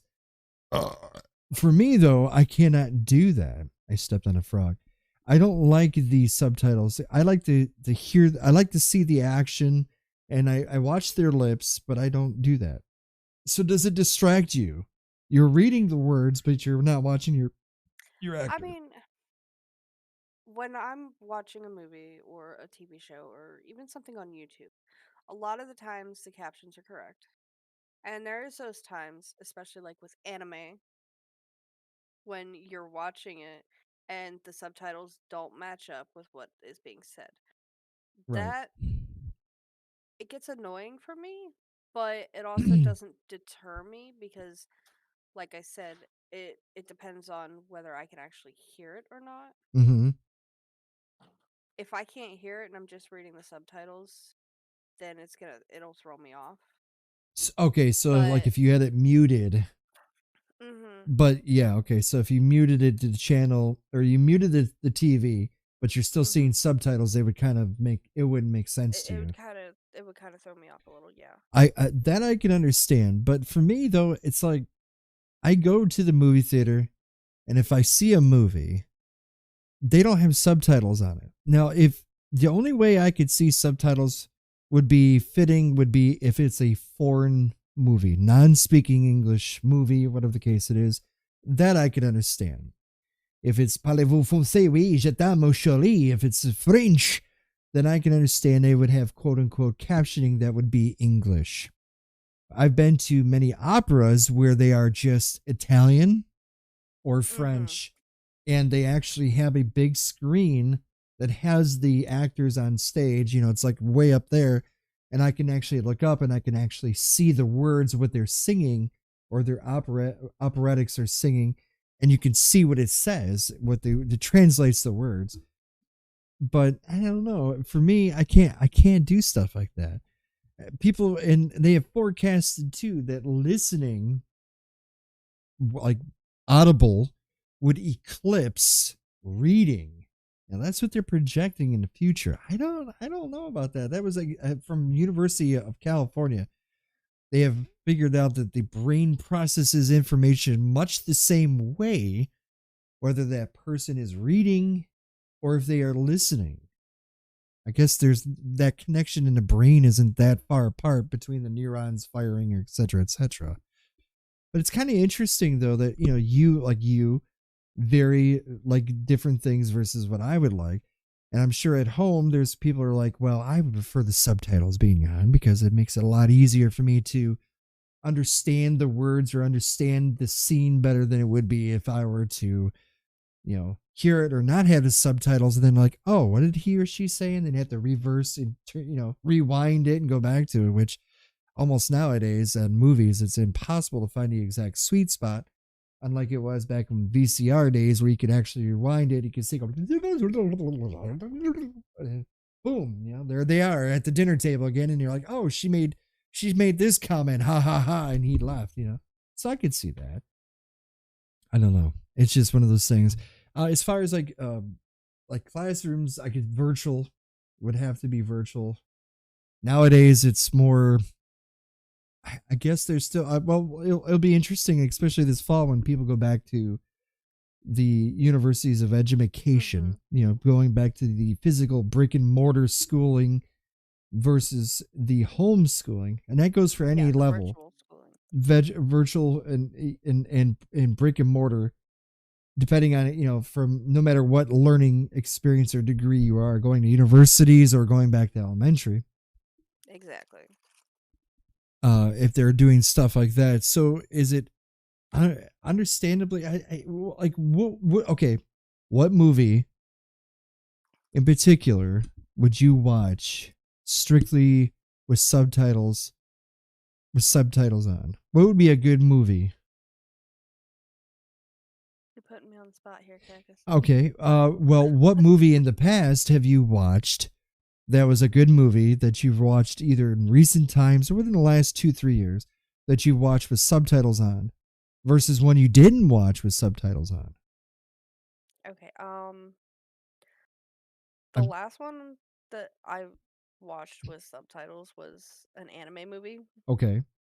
or did not watch with subtitles because obviously, it's an anime movie. The subtitles didn't line up, so we turned them off because they got annoying. But didn't they?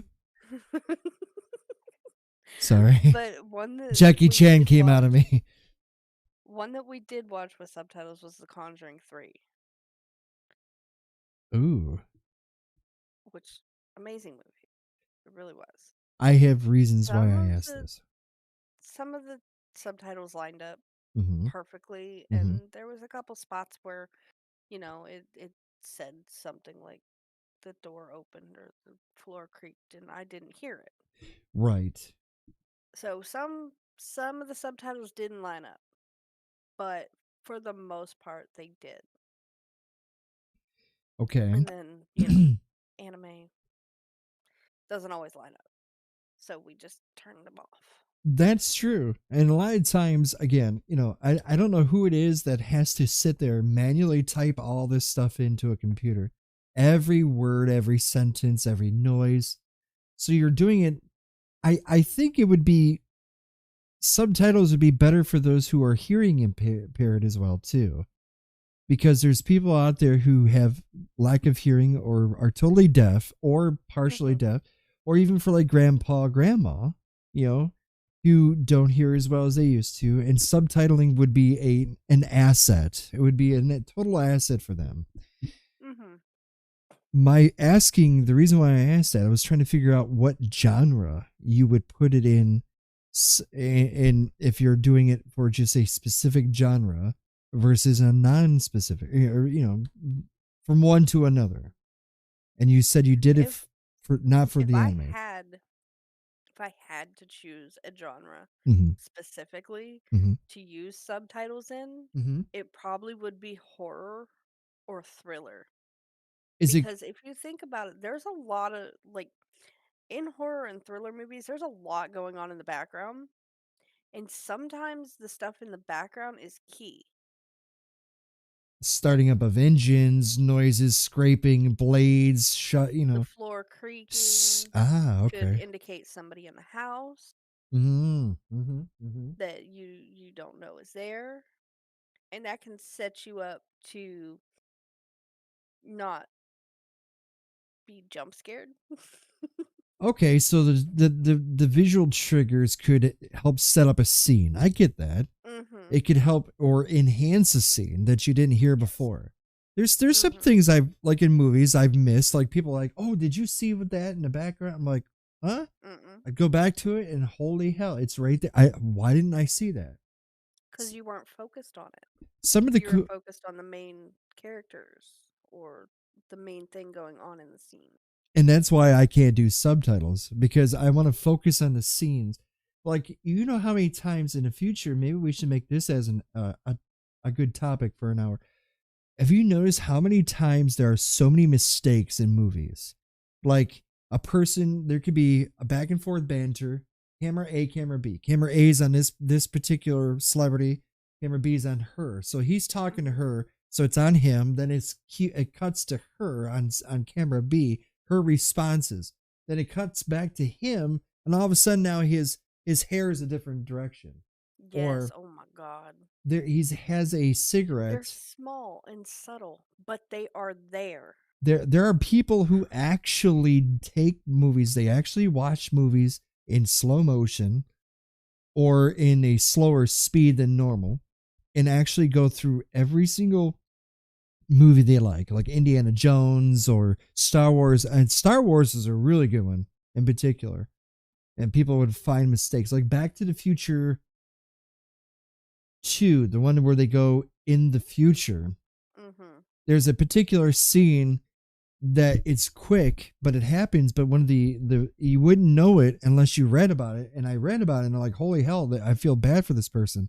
One of the stunt ladies got hurt really badly during a scene where they are jumping and they go into that building and it crashes through the window. Mhm. But the person actually, if you watch it carefully, they actually miss the window and they hit the side of it and they start falling down, and then it cuts into the middle of the thing.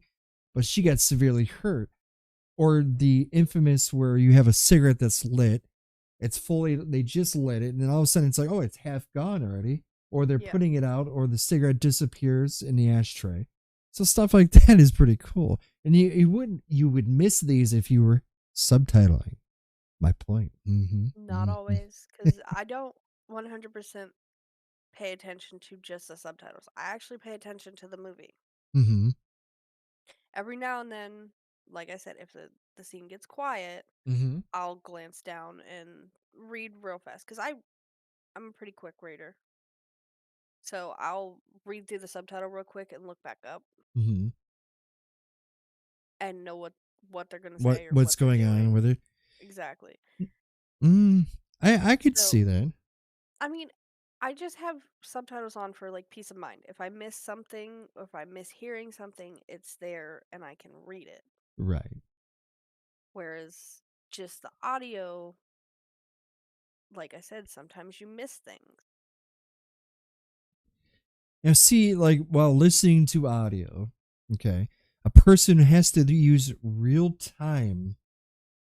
They have to use real time comprehension skills that include like interpreting what that was just said and comprehending it at the same Hmm. time versus and taking notes to add to the efforts of it. But reading could have visual challenges though. So the flip side of the coin, because the images and videos are easier on the eyes than just staring at text. So for me, like again, I'd like to see characters in motion moving, talking and stuff like this. I don't watch a movie to read. You know what I mean? I do it for visual and audible. Door knocking, scene one. I mean, it's like I'm reading a script. You know what I mean? Like I mean, I get that, I like to and write a everyone's got script. their own opinions. Right. And that's what I makes it so just unique. it makes it easier for me Right. in And the that's long cool. run of the movie And I to have understand. subtitles on. And that's what makes this and that's what makes this topic so exciting is your thoughts and process differ than mine. You know. Exactly. And What I works for you may not work for me. that's true. Or vice versa. You like the nice subtitles and stuff like I couldn't imagine though. You're watching your favorite movie, Bunny, It, and you hear the noise of the balloon rubbing against the sewer manhole or whatever it is. I mean, you physically see the title or the subtitle of it, the captioning of it. This is what you see. You see that. Hmm. Would that add more scare to you? I mean, Does it draw you more into the movie when you see? sometimes. Okay, see, I think for me it would put me off. I don't know. For me, like, it's kind of like, oh, I know this is happening already. Like, oh, I know there's something about to happen. It's like so it doesn't build up the intensity for me. It's like, oh, I already See, know. It's like, oh, I know what sometimes, my gift is already because you told me. Like, sometimes surprise. it builds it up a little bit more, Mm, in my opinion. Cause like, if you see like, as you were saying, balloon, can't talk today. The balloon mm-hmm. squeaking. You don't know what's coming after that balloon starts squeaking. It could burst and be a balloon full of blood. It could burst and there's a clown's face in your face. A big toe, Something. right? Anything. You don't know what's coming next. So that And that helps. Is what? it sometimes it helps, sometimes it doesn't. Sometimes it builds it up, sometimes it draws it back a little. Hmm. But what if like Audible versus hard copy? What if the words are so distorted and the sound is inaudible when they're competing against background noise? So my point again now, what if the main problem with just listening to the audio, that words could be distorted or the sound is inaudible, there's background noise and stuff like that. See, that's another thing too you have to worry about when it comes to Audible versus a hard copy, because in hard copy you can just read right through it. But if you have the audio is distorted or if there's background noise, you have to listen to it again. You have to turn around like somebody's vacuuming in the background and you're trying to listen to the Shakespeare's greatest hits, you can't, to be or not because of the vacuum. Exactly. I mean, background noise is a problem everywhere you look at it. Mm-hmm. Because we were just talking last hour about background Thunderstorms, bada boom, boom, boom. noise. Right? Cars, ambulances. I mean, even nature itself. Yeah, birdies It, chirping. unless you're in, like you said, a controlled environment Mm-hmm. or a soundproof room, Right. there's going to be background noise. No matter where you're at, unless you're in a controlled environment or a soundproof bubble, you know, Yeah. this is why musicians and artists and voice actors, they in particular have a controlled environment to do Hmm. things, to talk, to sing, to do whatever it is that they're doing. Exactly. I can I get that. mean, that's honestly that I think that's why I like reading better Mm-hmm. because if I say I need to stop Right. for whatever reason, Mm-hmm. I can put a bookmark in the book, Mm-hmm. and with a bookmark I can even like lay it sideways where it's right at the line Mm-hmm. where I was at. Right. With an audiobook, of course, they have some different audiobook programs that will save where you're at. Oh, that's interesting. So, like, if I But turn off. what happens if it only saves to the device you're listening on and Mm-hmm. something happens to that device? Say it was like on my PC. Oh. My PC took a big poop Right. and it Okay. wiped everything. So instead of being What I would have to go back and either remember where I was at right. or re-listen to everything I've already listened to. So instead of saving on a cloud, a virtual cloud, it actually physically saves as a hard copy save onto your said computer or device that records or saves the particular spot, and then something poops out, Mhm. then you're screwed. I think Mhm. it would be a little harder too for Audible to add to that. I think it would be a little bit harder, like if I'm listening to the road or driving, and if they said something or I wanted to hear it again, it made me laugh so hard I had to turn around and rewind it.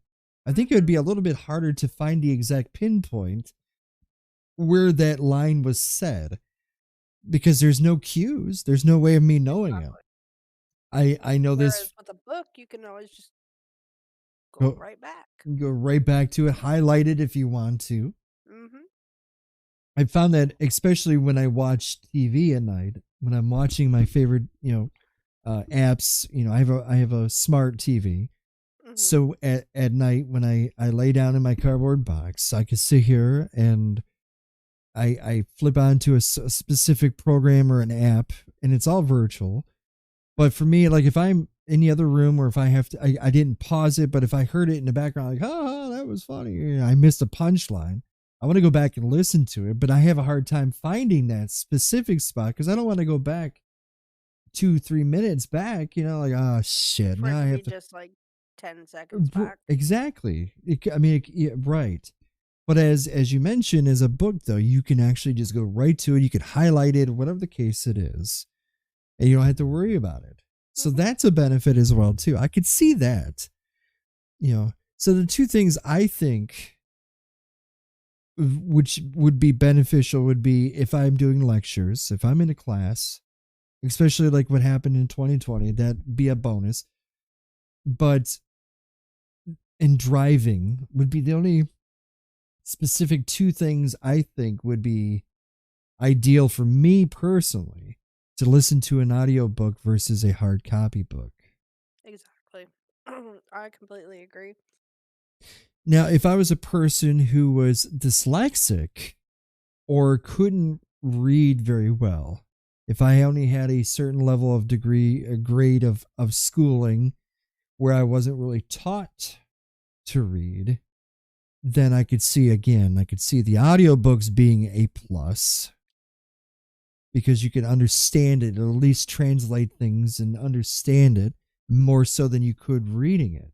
Because I've had family members in the past who have said that, they had a hard time reading, or they were a little slow at reading. It's not really a race to begin with, but, I could understand a visual or audible copy of a book would be better for them, would benefit for them, or even a person who is blind, somebody who has lost their eyesight would be something beneficial for them as well. I could see that too. I mean, as someone who is dyslexic, Mm-hmm. I've had my fair share of issues when it comes to actual books. Mm-hmm. The longer the book, the harder it is. But I've also figured out a way for me that works. Mm-hmm. And sometimes, like when I'm reading, sometimes I'm just like, I can't anymore. So Mm-hmm. I'll put my bookmark in, I'll set it down. And like, that's when audiobooks kind of do like step up a little, if you think about it. Okay. Because, like, say I'm reading, I'm having issues, I'm having difficulties, and then I'm just like, it's hurting my head Right. to try and force myself to continue reading it. Right. But then I'm like, but I was so into it, and I want to keep going. Right. I'll just find the find the audiobook version and just listen to it. Find where I was, pick up where I left off, and listen to it. And I can even just sit back and relax and listen with no distraction. And of course, I think audiobooks for like younger children is actually a bit easier on them than reading, Okay. especially like kindergarten, first grade age. It could help them learn how to read Mm. because when you're excuse me, when you're 5, 6 years old and you're just learning how to read, you don't understand sounding it out. Mm-hmm. You don't understand certain words, and audiobooks can help, you know, by saying the word that you don't understand. And even for adults, there's some big words that I don't know how to pronounce. Hmm. Like It effluvium is quite lucid. what? Yeah. But audiobooks can help understand a little bit better. Okay. Whereas reading, yeah, you have your but you also have to take into what all is trying to be portrayed in the book. Right. That's So true if you too. if you get stumped, you're like, well, now what? Whereas the audiobook can get you past that a little bit Mm-hmm. and help you out a little. So it's really it's personal preference Right. for sure. Now, when you read a book, do you put yourself as that character, and do you add, like you're reading, like he stands in the far side of the Viking stadium in a too short tunic and a silly horned helmet? Or do you just read it like, "Hey, he stands on the far side of Viking stadium in a too short tunic and a silly horned helmet"? So do you add emphasis when you read it by yourself versus how hearing it virtually or audibly, people add essence to it, or they put the ups and downs in it? How do Me you? personally, Mhm. I make it like I'm actually standing there or watching a movie. I'll put the emphasis on it. I'll put the exaggerations and the Right. sarcasm. I in my head, the way you hear it on an audiobook is the way I actually read it to myself. His breath gently blows on the back of her neck. slowly reaching over and grabbing a champagne bottle. Yeah, I mean I do that too. The one that my Achilles tendon or Achilles whatever is Achilles. that too. Both of them. The thing about reading a book is if I do, like, I have this particular book, this right here has the oddities or the oddball strange places, 450 of them to be exact, really strange places in my state. So they have a virtual, they have all kinds of stuff like a hot dog fall of fame to, the central part where the statue in a grave. So this is a really cool book. But for me to read this, to read this bad boy, I have to be in bed. For me to read a book, I have to be in bed because I'm sitting here.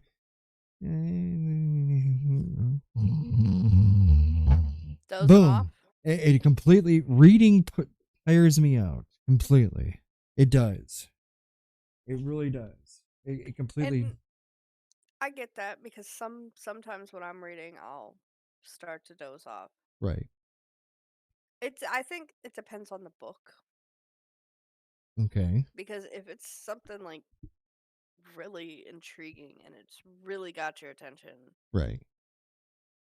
and you just want more of it, you're gonna stay up, you're gonna read more. Okay. But if it's something that's more relaxed and laid back, it's gonna make you more relaxed and laid back. Okay. I can see that. I can At see least if in my personal experience and opinion. it puts you in the That's how mood I see too. it. Like, Mhm. in a seductive mood or whatever the case it is, it kind of draws you into it. The curtains were drawn, slowly it slips into the bedroom or whatever, so it kind of puts you into the mood. But for me, stuff like that kind of just makes me sleepy, you know but they have said though, and before we wrap it up, the one thing I wanted to point to was, if you were to hear, because you see a lot of these books like on commercials and stuff, hola, mi amo cacti e tu, so you're like listening virtually audibly to Mhm. these foreign language tapes or whatever you want to call them. They have said that it comes to learning a foreign language, reading can be the more efficient method, as seeing text, so seeing it actually helps the perfect purpose of its usage. Even though a person might prefer one method over the other, they have said that reading provides the potential for a faster way to gain the knowledge. So if I were to read the words, oh, hablo español, sí, señor, muy grande. I could read the words and can absorb it better than if I were to hear it audibly when it comes to reading or listening to a foreign language. So if you were to wanted to learn something today, Bunny, if you wanted to speak Portuguese or if you wanted to speak some Icelandic language, reading it would be beneficial more for you than audibly. And as someone who's tried to learn another language, I stand by that. Do you speak other languages? I know a little bit of Spanish. I know not a lot, but I've Ah. I spent obviously I've anyone who's watched our channels knows Zoe's part Spanish. Oh yeah, So that's right. Yes. I spent 5 years of her life learning Spanish between the audio from her grandparents, her great grandparents, and her father's side, Mm, as well as finding like apps and stuff where I can actually read in Spanish right. visually. It's so much easier for me There you go. rather than hearing everyone who spoke Spanish all their life Right. trying to teach me. Interesting. Personal preference. There you go. All That's right. what it boils down to. Personal preference. Coming up to the third hour of the Megabyte podcast. You are listening to the Megabyte podcast. We'll be right back. I'm just got a mouthful of food. Sorry if I talk to you. What's the third hour going to be about? This hour, we're talking about pet peeves. Everyone's got them. Some don't uh, like to admit it, and some like admitting it more than others. one of the ones just like I was just doing there. Talking with your mouth full. That one's I have to correct my child all the time about that one because Mm. it just irritates me. You can't understand what people are saying if they've got a mouthful of food.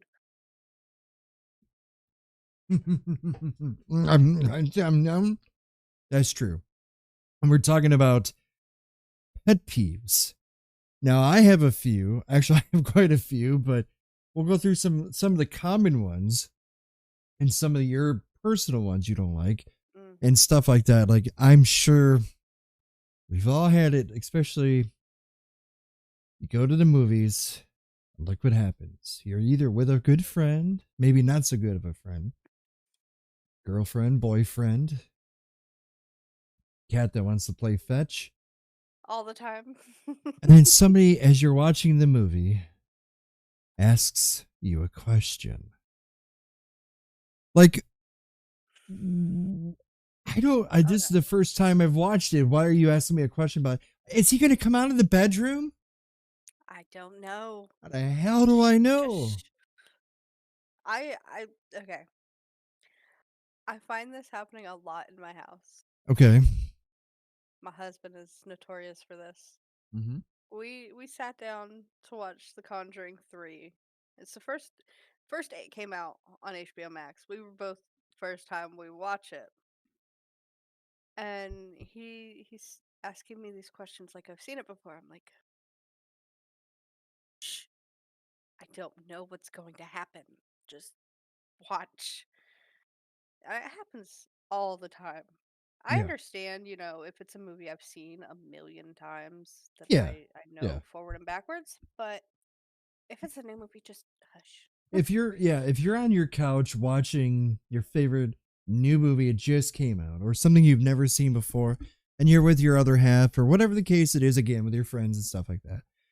The best way to understand what's happening in a movie is to just watch it more carefully. Don't Mhm. don't bother the person who's watching it with you, because sure as hell they're not going to know what the hell is going on with it, right? I know I didn't.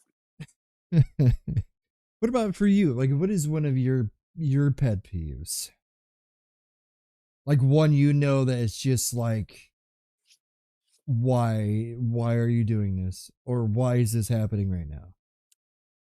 Repe- Repetitive questions like So what is when your you pet ask peeve? me. Oh, sorry. uh, okay. A virtual slap just happened, ladies and gentlemen, but go The on. first of many, probably. Okay. But when I'm asked the same question a million times, and it's one of those, I've always had a pet peeve towards repetition. I did not know how bad it actually was until I had a child that asked me why a million times a day. When she started talking, Mm-hmm. everything was repeated, and I realized just how bad that pet peeve for repetition was. I could see that. I mean, now in defense, that's just part of the growing up thing, growing process. But Yes, I as an know. adult, we're like, oh my god, did we do this to our parents as well too? And And the my answer mom is has told yes. me was yes. Yes, the answer to that is yes. The answer is always yes when it comes to children. One of the next pet peeves I think it is I'm sorry you feel that way. Like that's like a redundant. Like what? That's not an apology. So non-apology apologies. Well, I'm Hmm. sorry you feel that way. I just broke up with you. Well, I'm sorry you feel that way. Or Exactly. It's if you're gonna apologize to someone, be sincere about it. yeah, Don't please. make them feel like how they're feeling Mm-hmm. is. stupid or Belittled. not.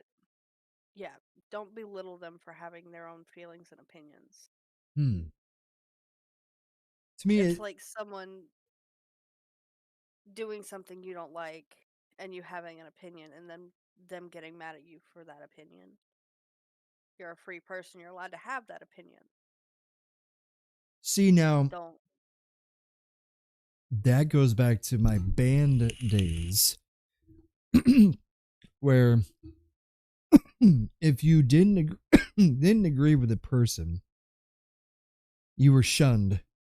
Like you had to agree with this person's actions no matter what. If you didn't, that's it. You're out. I didn't like that. I was not I'm an opinionated person.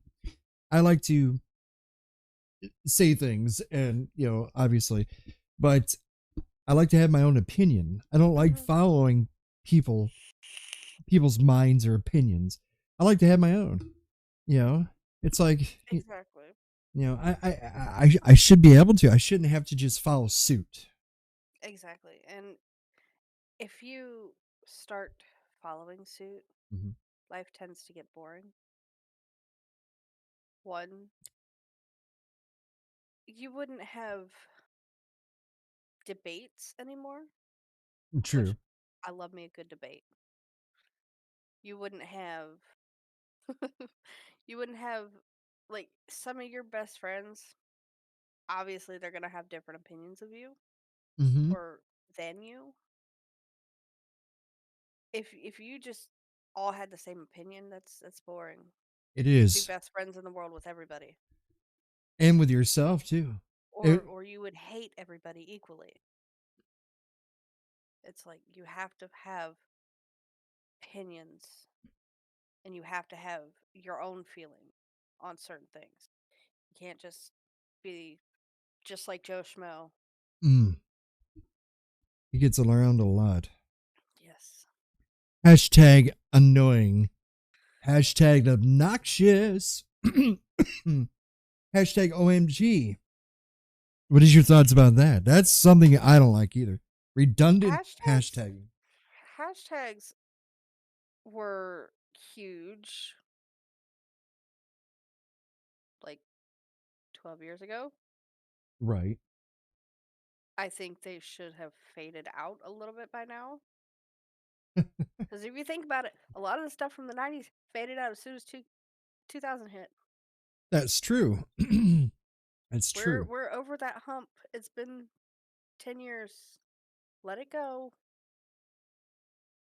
Do I need to call Elsa to have her explain it? It's just you can't keep using hash. And every time you do use hashtags, especially nowadays on like Instagram and stuff, Oh yeah. bots will start messaging you. You are immediately Targeted targeted. Yes. immediately. It doesn't matter what the hashtag is. You look like you'd be a good fit for such and such business. Right. Be an ambassador with us today. Can we just let those die out, please? It's just like as you were mentioning that, I'm going through my Instagram, and sure as hell, love it. DM me. DM love. Like promote it on here. It's like no, delete, Mm-hmm. delete. I'm not a big fan of hashtags. If you see my posts on Instagram, I'll maybe use 3 hashtags. And they're the same ones I use every time. Right. I don't ever stray from my 3 hashtags. I don't use hashtags on Twitter very often. I don't use hashtags anywhere else, like ever. I'm not a fan. Right. Not a fan. And Yeah, then, I'm of not course, much you got either. influencers that have like 40 hashtags on their posts. That's That's true. that's too many. That's too I many. see It's too that a much. lot. I see that a lot. Like a lot of them have like a ton of them. It's too much. You don't need that many damn hashtags. You don't need to make a sentence and have a hashtag in between each word. That's overkill. And I've seen that so many times.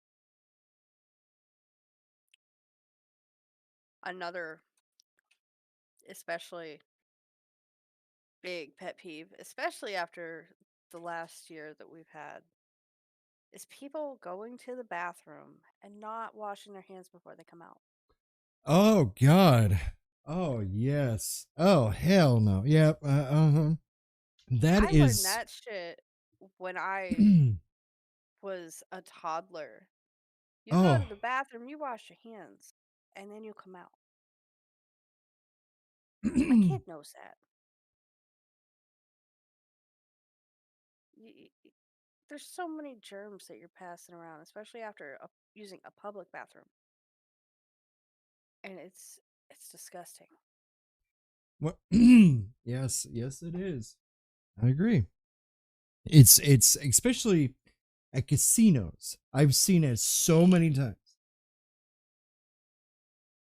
Casinos, Walmart, that's a big You. one I've seen.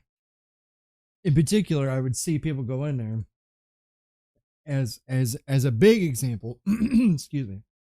A little piece of food went down the wrong tube. And when I went to a casino, I'll never forget watching. I go into the restroom, do my thing, go back and start washing my hands. Behind me, Joe Schmo walks in, closes, does their thing, and walks right out, right past me, without even washing their hands. Like, holy shit.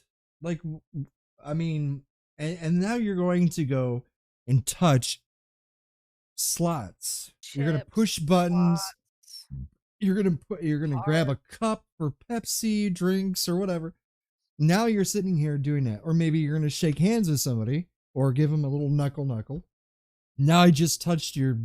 Like, wow, really? Like, or the worst ones, I think, Bunny, are the ones that are doing the poops and then they don't wash their hands. Like, Yeah, that's you'll hear that rumbling, tumbling noise and the groans, flush, and then they just walk right out. They don't even bother to wash those hands. Like, what? Where were you born under a freaking rock? Like, hello, McFly. Like, the most basic thing ever to do.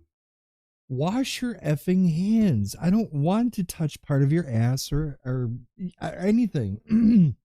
Wash your hands. To me, that's like extremely dirty. you wash your hands, and if there's no water available, that's why hand sanitizer is there. Even you can buy today in the 21st Especially century. today. And you could buy, I mean, this is not the 1800s where there's like low and nothing, you could even buy toilettes. You could buy little moisturizing baby wipes. Is that what they're? Yeah, baby wipe Yep. things.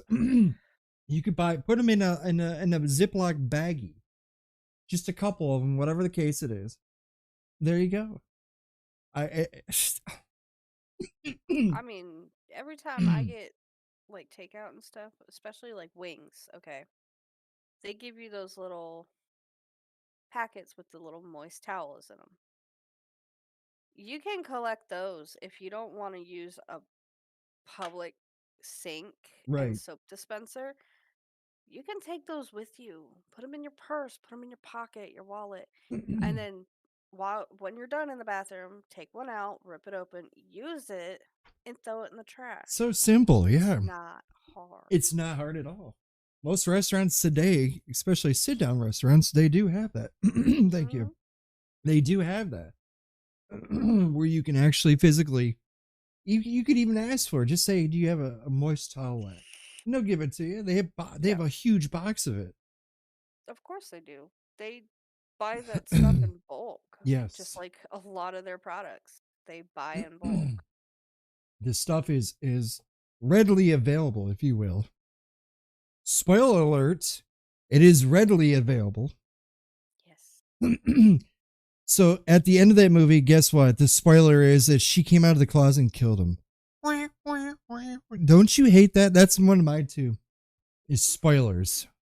Yeah, I I've never liked spoilers, but I also don't get like overly upset if someone does happen to spoil something for me Right. because I'm still gonna watch it. I'm still gonna see it. They might have not explained it in detail, Spoiler but I'm alert, gonna see it. tomorrow's August 3rd. Oh crap, it is. But you think about it though, like a lot of people, when you go, like, even if you you go to the movies and they're just coming out of the show that you're a big show and you're about to go see that, and then somebody's running their mouth, oh, that it shouldn't have happened at the end, and all this blah blah blah. Like, thank you for ruining that for me. People, they ruin it for you, which is, I mean, I mean, I get it. You're excited. You just saw a movie. It was either a good movie or it was bad. It didn't live up to your expectations. But why don't you wait until you're outside mm. rather than walking out of the theater, walking down the ramp or down the hallway to go outside? It's like it's common courtesy not to yell out what happened. There you go. Common courtesy. But do people actually have? Some people do, some people don't. They maybe they'll just do it accidentally. Like, oh Yeah, man, like I I said, knew she was gonna do it. maybe they're excited about it and it just slips out. I know a lot of times, like if I've seen a movie and someone asks me about it, I'll be like, I'll tell you some stuff, but I don't want to spoil it for you Right. because I want them to have that experience of being able to see the jump scares or see the action or whatever the case. I want them to hear the jokes firsthand. I don't want to be the person that, hey, this is going to happen. Be prepared. Well, see, a lot of people, yeah, a lot. There's some people that absolutely like. If, for example, I know two people, and I won't mention them. They're personal in my life. You guys wouldn't know them at all, anyways. Two in particular.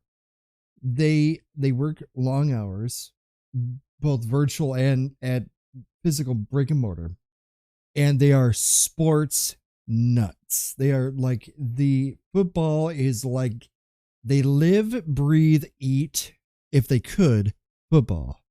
Bottom line. So what they often do is they often will sit here and they will record football games and then they watch them at their convenience when they get home because they're at work, they missed it, whatever, especially like Monday Night Football, etc. God forbid if you were to even mention, if a particular, they're rooting for the, we'll say, the Apple Jacks, and if you sit there and tell them or even say or even give them wording that the Apple Jacks were ahead, or if you slip up and say something, they just go completely nuts at you. Like, they will hate you Yeah. for a week because you slipped, because they wanted to watch it. They're so into sports or Mhm. into that. And then when you do a spoiler to them, they absolutely hate it. I can understand that. But I'm not a big sports guy to begin with. Yeah. Um, Another thing too, I think would be an interesting one, and this has never really happened to me before. I've never had anybody um do this, but what about, like, let me think. What about like a musical instrument at a party? Like, somebody sits there and is a musician, and then they go home, or they go to this party, or they go home, grab a guitar as an example, because that's an easy transport, right? You can transport that anywhere, like a Yep. ukulele or flute. God forbid somebody brought a flute or something to a party. Hey, nothing's wrong with a flute. No, it's absolutely not. As a musician, I'm multi instrumentalist. I love anything music, anything instrument. But just imagine if somebody brings a guitar, you're around a bonfire, your fluffy tails getting warmed by the bonfire. Y'all are eating marshmallows and stuff, and then all of a sudden Joe Schmo comes around and starts serenading the audience with his guitar. Is that a peeve of yours? I know a lot of people don't like that. I mean, I can see why people would get irritated by it because that's taking the attention and putting it all on the person. Right. But then again, those same people will go to a concert Right. where the attention's all on one person or a group. So I think that's personal preference. Me personally, I've played guitar. Mhm. I I would bring a guitar. One, you don't have to play for everybody. You can play for yourself. That's true. That's very true. I know for me, I would be playing for myself. I wouldn't care what everyone else thought. I don't care if people are going to gather around me and listen to me play. If that's what makes you happy, bring your guitar. Don't let somebody else tell you you can't play guitar because you're at a party. As long as the person who's throwing the party says it's okay, Right. there should not be any problems with it. I think if a And if you don't like it, go somewhere else in the party. Go to the bonfire. Go in the house. see that's the thing about that's what I would do if I didn't if if the person was doing something I didn't like, and if they, I mean, I would respect, I would listen to them because they made an effort to do it. Again, as a musician myself, I'm inclined to be more attracted to, not physically, but attracted to people mentally and audibly that bring instruments or play instruments because I it draws me to them because I can Hmm. relate to them. It's the musician in you It's and me. it runs deep in my Mm. blood. It does. But I would be more inclined to actually, listen to them unless they started doing like, I even mention his name, like Sandler started doing stuff like The Wedding Singer. And if you're just going to start doing, oh, hey, then I'm going to run away from you as fast as I can. There's a thing about singing or doing whatever versus being obnoxious, and Yeah. I can't stand that kind of. See, that's where it gets me. Like, if it sounds good and you're doing good, I have no problem with it. If it gets obnoxious and out of control, that's when I have the problem. Right. That's when I have an issue.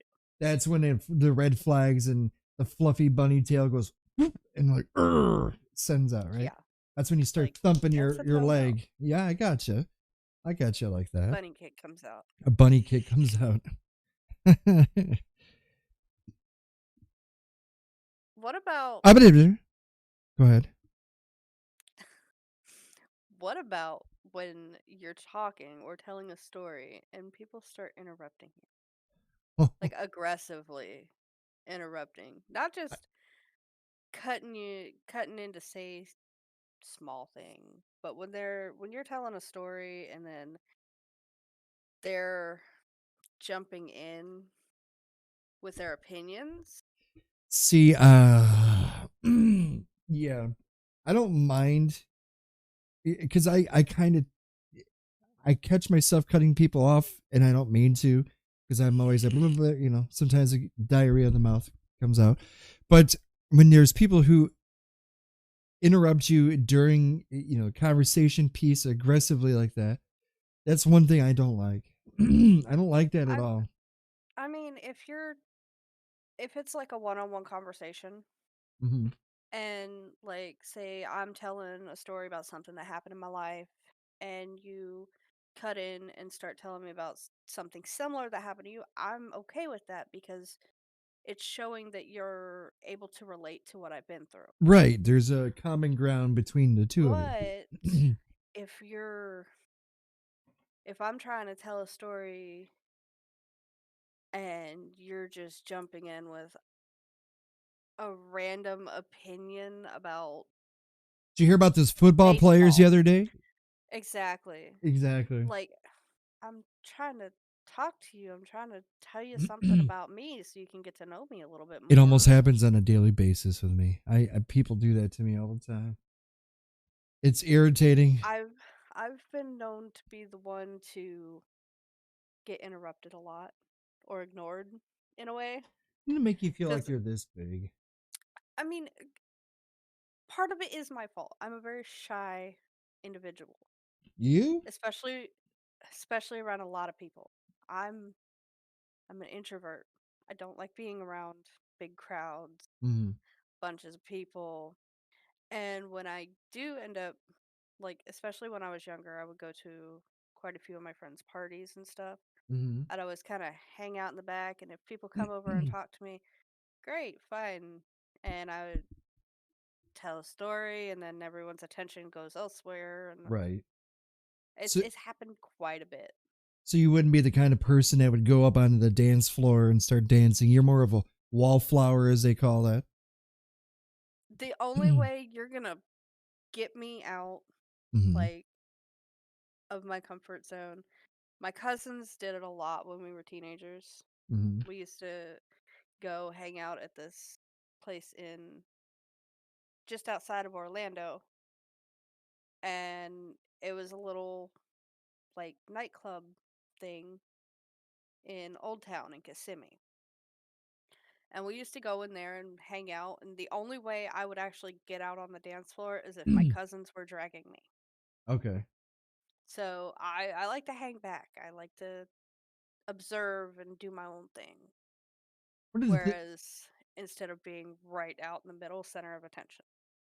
See, for me, I don't mind. I like the attention, attention whore, I guess you could say. Not always. I mean, there are times where me, yes, me, I will be shy and I will hold back. But if I have an opinion about something, I will definitely express it. One of the things I hate, and one of my biggest pet peeves, and this happened a lot when I worked at a place. There was a guy in particular. He used to sit there, like, say you're conversating with somebody. There, Mhm. you guys are talking, and you can't constantly stare at them as they're doing. They're saying something. Mhm. So you just look down or you look at your clock or whatever it is, and then all of a sudden they tap you, like, hey, or like, so anyways, I was like, to get your attention, to wake you up, they tap you or touch you. I I I hate that. Don't tap me on the shoulder, or we're like, do hey, or do you know what I mean, or don't do that. That right there will just escalate me. I will walk away from you completely. Mhm. I can't stand that. I can't stand when people do that. That's one of I my don't personal like You're unsolicited touches. gonna say If unsolicited you're gonna doorbell ringing. that too. Yeah, that's a hell pet peeve too. What about like line drifters? You ever heard of that one? Where somebody like cuts in line, or I was here the whole time. Like, hello. That Hmm. happens a lot in like smaller stores. Like I know when I was doing school shopping for Zoe, Mm-hmm. we were at the children's place and that store was packed because it's back to school shopping. Right. And they had some great deals for it. And me and my mom were in line, and Zoe was standing in between us. And this lady with her like five kids tried to like drift in front of us Mm-hmm. because the way they had it set up, they had the counter and then a small little walkway, and then the line was going back into the clothes racks and stuff. And we were Right. standing there, we were next in line, and this lady and her five kids tried to like drift up and act like they were next. And it was like, you see, the line is back here in the clothes racks. Why are you slowly sliding into Right. the counter? I had a guy do something like that before. He was pretending he was on his phone. I know he wasn't. The son of a bitch. He sits there and there's a line behind me, but he's just coming into the left and he's talking, and then he had to have known I was there, Bunny. There's no way you cannot see me standing there with like items in my cart. And he Mm-hmm. just is either, he's pretending to talk on his phone, and he just sees he doesn't he looks at me, but he doesn't, I guess, acknowledge it, but he just decides to cut in front of me. because I was in the like 15 items or less or 20 items or less Yeah. line. So it supposedly goes faster, which would be another topic in the future. That'd be kind of cool to see if going through that line is faster than a regular line at this No. store. That is my opinion. But I had No. to tell him, I said, excuse me, And he was at first, I'm like, hey, like then I started throwing a little bit more anger in it. It's like, excuse me. He turns around, and he looks at me like I interrupted his life or his conversation was so effing important. I said, dude, the line's back behind me. And, there was like three people deep and they're all kind of staring. Cause I looked, when I said it, I pointed and there's those people are like, they're giving those sour faces, Mhm. especially the older lady, the senior lady. She's just like, she's giving like that stink face. Yep. So he sat there and I guess he kind of thought mental like, oh, I'm doing this wrong. I mean, I was gonna let him go because he only had like 3 items or whatever it was. But I mean, if you're gonna make If a he would, point, yeah, if he would have like acknowledged you and like you saw that he only had like 3 items and then you said, yeah, go ahead. I've had that happen. I've had like maybe 1 or 2 items and someone in front of me is like, oh, go ahead. You have less than I do. right? I've been That's a nice enough to whole do that. different story. Yes, But if you're just gonna intentionally like drift in, knowing that there's not just one, not just two, but like 3 or 4 people behind where you're trying to cut into, right. that's rude. That's disrespectful. You shouldn't do it. And It's sometimes annoying. it's extremely annoying. And some people just do it because they know they can think they can get away with it, and their shit doesn't stink. I'm sorry. Hello, McFly. Don't do it. That's just don't do it. What What else? about like when you're when you're when you're talking about like lunch and stuff and Okay. you ask for recommendations? Okay. What about the times where you're not asking for recommendations and someone you're talking about somewhere you recently ate that was pretty good and then Oh, someone it's tells money. you, "Oh, Thank you. that's nothing compared to so and so shop or this little restaurant or your little hole in the wall." What about those unwanted recommendations for like places to eat or places to visit and stuff? Oh man.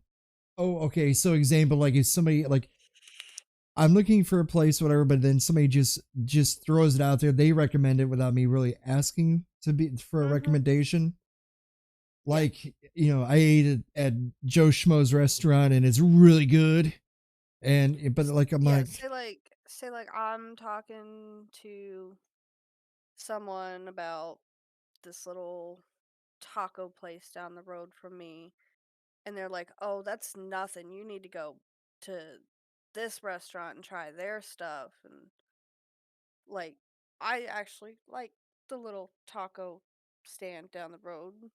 I wasn't asking for opinions on it. I was just I making just friendly conversation. conversation, yeah, yeah. No, And they're see, like, "Oh, well, no. This place is better. This place, you need to check this place out because it's so like a much hidden better." gem. Yeah, see, I Yeah. no, I don't.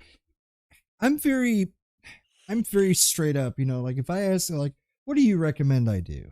I'm asking for your recommendation, but if you're going to throw it out there without me really it's kind of like, well, like I no, I didn't really ask for it, but okay, I guess you're going to throw it out there regardless of it. No offense.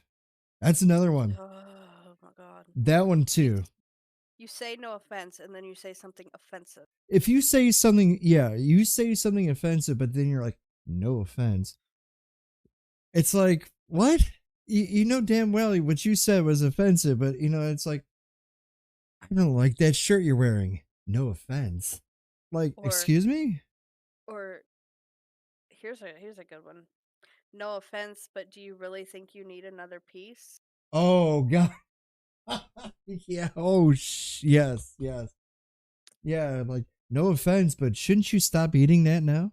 Like Tell it to my Do you stomach. What really the think heck? you need another one? No offense, but do you need those teeth? You know, like, really? Do you need a punch in the face? It's like, I hate when people say that. And a lot of times, too, Bunny, a lot of people don't realize they're saying it because they say it so much. Exactly. It's in their vocab. They think that it's not a problem. It's not a big deal. Right. They do it like so But intentionally. I don't know. It just irritates me when they say that. something that really irritates me is being late all the time. Oh yeah, that's a good one. Oh my god. Oh, I hate I freaking. when I was younger, it wouldn't have bothered me. Right. I was never on time for anything as a teenager except for school. But as an adult and with the countless doctor's appointments and stuff that I have to do with Zoe, I cannot stand being late. I am always, always, always early. Exactly. Always. And it seems like a very good example of this. Tomorrow is her last speech therapy before she starts school. Mm-hmm. She's with her father, and I can almost guarantee he is going to be late tomorrow, dropping her off. See, I can't. For me, punctuality is key. Now, I will admit on on guilt that I've been late to doing my usual times on my channel, but I have 5 years behind me, so I can do it. Okay, but for but for real though, like for me, when I had like the 9 to 5 job or 8 to 4 job or 6 to 2 job, I was always there early. And Blondie can attest too, because she's the same exact way, just like you, just like me, just like her. When you, because in my where I live is it's not a word metropolis to a degree. It's a back to back to back to back town cities. Okay, I can go across the street, be in a different city. I can go to 3 miles down the road, I'm in a different city. So they're all tied together, Mhm. which means a hell of a lot more traffic. Okay, so Mhm. right now there's some major construction on these two major freeways, and so for me to I leave early so I can compensate for time, for what if I had to stop to get some food, what if I need to get Food, gas, gas, what if there's an accident construction. ahead of me, now I have to stop and wait in traffic. I'm not sitting here, oh my god, it's 7:45 and I have to be there at 8 o'clock. I could sit there and say, okay, it's like, just turned 7 o'clock, and I'm like, okay, and just 10 minutes whatever in traffic, I can handle it, no problems. Exactly. But being late is one of my biggest pet peeves for people. If you're going to say, "Hey, Cactus, I'm going to come over and say I'll be there around 7:30." Great. Okay, cool. That's fine. 6 o'clock, I could take a shower, I could shave, I could shower and shave and get close and Do get what you gotta do. I can get Get ready. ready, right, and then we're going to go out and do things in town or whatever. 7:40 comes around, 7:50, not even a friggin' text to reasoning why you're late. And I don't advocate for anybody texting driving. I don't, I don't do it. But for Christ's sake, if you're going to say that you're going to be at a place at a certain time, try to make that mark. Try to be there at that time. And Leave a and little earlier. and on that note of texting and driving, I don't advocate it either. But nowadays, a lot of vehicles you can plug your phone in and use talk to text, Right. or there's something simple: phone call. You don't have to text. See, that's the thing too. You can plug in. I know for a fact, even my old car, the car I have, is not as technically advanced as the ones currently. Like Like we've mine. mentioned before, yeah, where my my vehicle doesn't even have the camera in the back or whatever the case it is. I still have to manually crank my neck backwards to look before I reverse. But I could plug in my phone. I could plug it in right there on my phone. I could plug in a little audio adapter, an eighth Hmm. inch cord, plug it into my radio, because on the side of my radio where I turn the power on the radio, there's a little hole for the jack. Plug it Hmm. in. do that, and then all of a sudden now I can dial a number, I can look down at it or whatever for a brief moment, and now the At a whole red light or something. right at a stop sign, and now the whole phone, the whole speakers in the car become the volume or the speaker for the phone. So now I could talk, and the whole, I can hear the whole conversation. I don't have to look down at my phone. I don't have to hold it. I don't have to juggle it and Hmm. stuff like that. That's good, stuff like that. But when you're going to be late though, and purposely you're late, because like my old band members used to be late. We'll be there at 7. You're there like 7:30, 7:40. Mm-mm. That's the one Another thing. another thing I cannot stand is people who chew loudly or chew with their mouth open. I'm sorry. I eat that real quick. I can't stand that. Growing up, every time me or my brothers or my sister chewed with our mouth open, Right. my mom said, "Were you born a cow?" Especially with bubblegum. Oh my god. Oh. My mom would always ask us, "Were you born a cow?" And when we say no, she's like, "Then don't chew like one. Yeah. Don't chew with your mouth open. One, I don't want to see what's in your mouth, first off, Right. that you're chewing. Two, it's loud, it's obnoxious, and I don't want to hear it. Right. I Right. don't. I It's not hard to chew with your mouth closed. I have seen people so many times at restaurants in particular who are sitting there talking while their food is the food is just going Uh everywhere, huh. Spitting it out. and they're It's chewing, and disgusting. I'm like, holy. Now, if you notice, with me as an example, kind of an example, when somebody's being loud or obnoxious or whatever the case it is, you've heard me sit there and say, "Hey, do you hear that?" And then people like stop talking or whatever it is they're doing obnoxious, and they're like, "What?" And I'll say, "Silence." And that really pisses them off. But I mean, still, like chewing and stuff like that is one of the things that I can't do. You know, Now, okay, here's one that drives me nuts. Especially living in Florida, we have our amusement parks, we have Busch Gardens, right? Disney, Universal, SeaWorld. One thing I cannot stand is when I am walking Okay. at the amusement park and it's Florida, it's hot, it's crowded. Everyone's trying to get where they're going. I Right. cannot stand when I am walking, pushing a stroller with a child in it, and someone stops in front of me.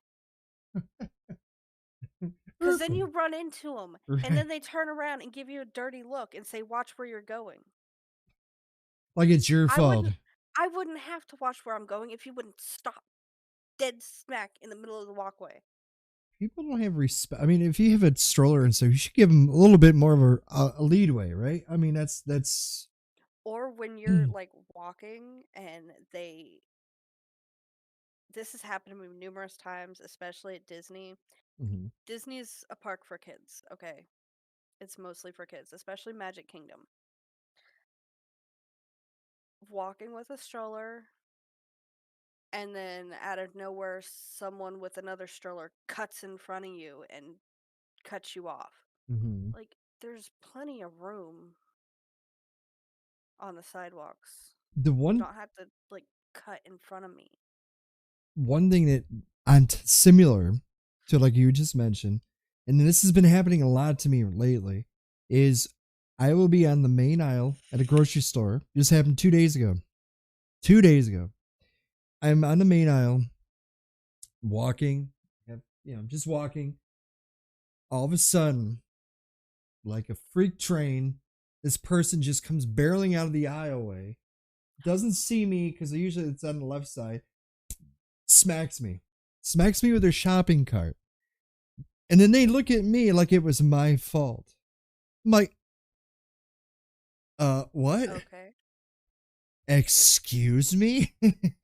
No, but for real, like, what? Why you smacked me? One of these times, what I should do is I should flop on the floor like a fish and sit there and see if sit there and draw attention to this person to embarrass them, but also to say hello.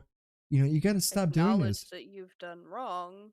Another thing too, a Frogger is where I just got out of the car, put the alarm on, start walking towards the building, this, to go into the entrance of the store. This happened to my ex-girlfriend. This is a true story. Her and I were walking side by side, talking, walking. It was kind of a cloudy, rainy day. It started raining. We were walking together and she got ahead of me just a little bit because I stopped to make sure that the car alarm was on. So she was just like 2 steps ahead of me. There's a car is slowly, but she's rolling. There's a stop sign right there, so that way pedestrians could walk in, to go across Hmm. into the store. She blows the stop sign and she basically hits my girlfriend with her front of her car. Now she's rolling, she's not doing super fast, but she roll and my girlfriend puts her arms out real quick to do that, and then the lady stops. Let me tell you something, bunny. Evil cacti came out. Literally evil cacti came out. I went up to her and literally went to the window, the driver's window. I must have scared the living shit out of this lady because she probably thought I was possessed or I was going to mug her or kill her. True story. I went up to her window and I pounded the shit out of her window. And I'm like, did you? I mean, expleep, bleep, bleep, everywhere, cursing at this lady. My girlfriend was very lucky. She was okay. She put her arms out, her hands out, and stopped in front of the hood. But the lady just blew the stop sign. I didn't even see her. And I'm like, what the? So I mean, the lady was. You could see the terror in her eyes, and she was foreign. Nothing against it, but evil cacti came out, dude. I was just pounding on her window. So people not paying attention to shit like that just pisses me off. Yeah. Uh, Speaking of cars, being a Floridian, Okay. the thing that pisses me off the most, Uh oh. and I've said this so many times to my community and to yours, slow drivers. Drivers that are going 10, 15 under the speed limit. Hmm. Like, it drives me nuts. Left lane is for passing cars or cars going the speed limit or a little bit over. Hmm. But yeah, it's not a place for them slow drivers. It's not. It's, they What? need to go all the way to the right if they're going to be slow. Go 10, 15 miles under the speed limit over there. That's your pet peeve. Stay out of the left lane. I'm not. Some people like styrofoam rubbing Oh god. together. Oh god. No. I got one better. I actually got Mm-mm. two better. Nope. Oh yeah, you ready? I think I know what it is and It, I don't want to hear it. okay. The lighter one that you are not thinking of is cotton, like cotton balls. The feeling of a cotton ball in my hand, I'm getting goosebumps just talking about it. My hairs are raising. God, I hate the feeling of a cotton ball. I can't stand it. When my ex girlfriends would say, "Hey, could you hand me some cotton balls so I can, take off this nail polish or whatever it is?" Nope. Nope. The other I'll one, give you the bag. and my mouth is already going for nails on a chalkboard. OMG hashtag. I can't I'm really like my arms are like standing like My body trees tenses and up when you palm say trees. that. I cannot stand the sound of nails on a board or the eraser noise. It just does it. It just you want to torture? That's torturing me. Yellow jackets, throw me in a room with yellow jackets and people playing on the nails on a chalkboard. I will sing like a canary. I will sing like a canary. But styrofoam doesn't do it for me. I don't mind it. Styrofoam does it for me. It does. It does. I hate the sound of styrofoam. And that's one thing when I got my desk, I was like, Oh "Oh, yeah. great. There's styrofoam." One, styrofoam when it breaks off, it's impossible to clean up. Oh god, it's terrible. I hate it. I hate it. I hate It it. pieces everywhere. Don't give me no styrofoam. Don't like it. The sound it makes when it rubs against wood or other styrofoam is horrible. I can't. I can't. I'm realizing just how many pet peeves I have this hour. You know what? We need to revisit this. We do. We'll We need have to to. make a part two in the future. Maybe Absolutely. next week we'll do this too, because there is a ton of them. But There is so many. a couple more I know for a fact. I know one in particular. Um, I don't know how to really describe it. Is when people stare at their effing phones. Especially in the middle of a conversation. I understand glancing at your phone if you get a text message. If Oh, sorry. if I'm speaking to you, I want the attention on me because I'm trying to tell you something. Like What was I it? understand, you know. Oh, I got a text message. Let me check this. Okay, I'm Right. done. Put it And down. yeah, I mean, it's yeah. I've seen people all the time do that, or they're walking around like a zombie, you know. And it's amazing how you get tunnel vision when you're reading your text. How see, and this is why it's so dangerous when people text and drive. It scares the living hell out of me because you're so focused on that. Damn it! I hit J instead of A. Now I hit the back. So you're doing this and you're doing a velocity of like 40 feet a second on the road.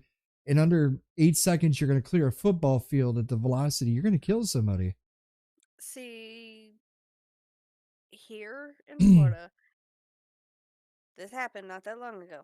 Mm, I when last time I went to Tampa, which was the 27th of last month. okay. My mom was driving, thank God, because I don't like driving on I-4. It scares the living hell out of me, even for how long I've been driving and how long I've been driving. And I-4 is one of those roads that scares me. Mm, And the main reason is because everybody that we passed on I-4 on the 27th that I looked over and saw had their freaking phone in their hand.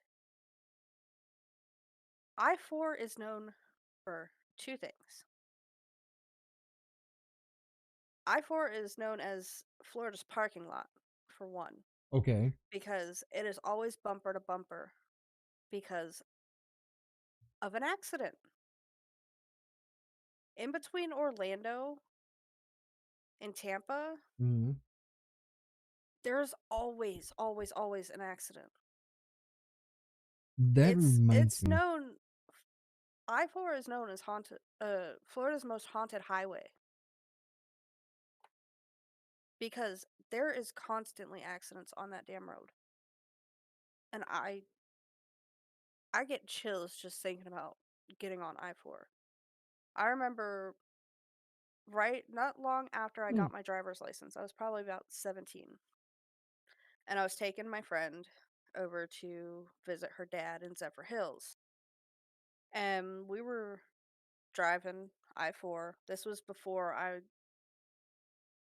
really knew I-4, and it had started raining. And now in Florida, there's two types of rain. You got your sunshine rain, where there's not a cloud in the sky and it just starts raining. it literally, that's true. 100,000%. And then there's rain, where the sky is black, Oof. it pours, you cannot see 5, 10 feet in front of you. Mm. It was one of those days where I could not see in front of me. And I'm driving down I-4 and it's bumper to bumper. And I was like, I can't see. I'm not going to risk mine and my friend's life. So I pull off to the side as a bunch of other cars did. And we're sitting there and it's storming so bad. lightning strikes like maybe 5 feet from the side of my vehicle. Damn. And it was so loud and so close, it caused an accident in that area because no one was paying attention and they were trying to drive too fast in pouring rain. Mm. That's what. Yeah. I see. That's what happens, man. I cannot stand when people don't pay attention when they drive. Me neither. I think we're gonna have to revisit this. I Yeah, think especially since it's 5 o'clock now. we'll have to. Yeah, we'll have to do this for another time on that one because we're running short on time now. But this is a good episode, a good conversation piece. We should definitely revisit this, Absolutely. do part two, because I know there's a lot of pet peeves. In particular, I have, you have, we all have. Old McDonald had some too, I'm sure. Absolutely. All right. Well, until next week, ladies and gentlemen, we thank you for listening. We will catch you on the next episode of the Megabyte podcast. Take care. Have a good evening.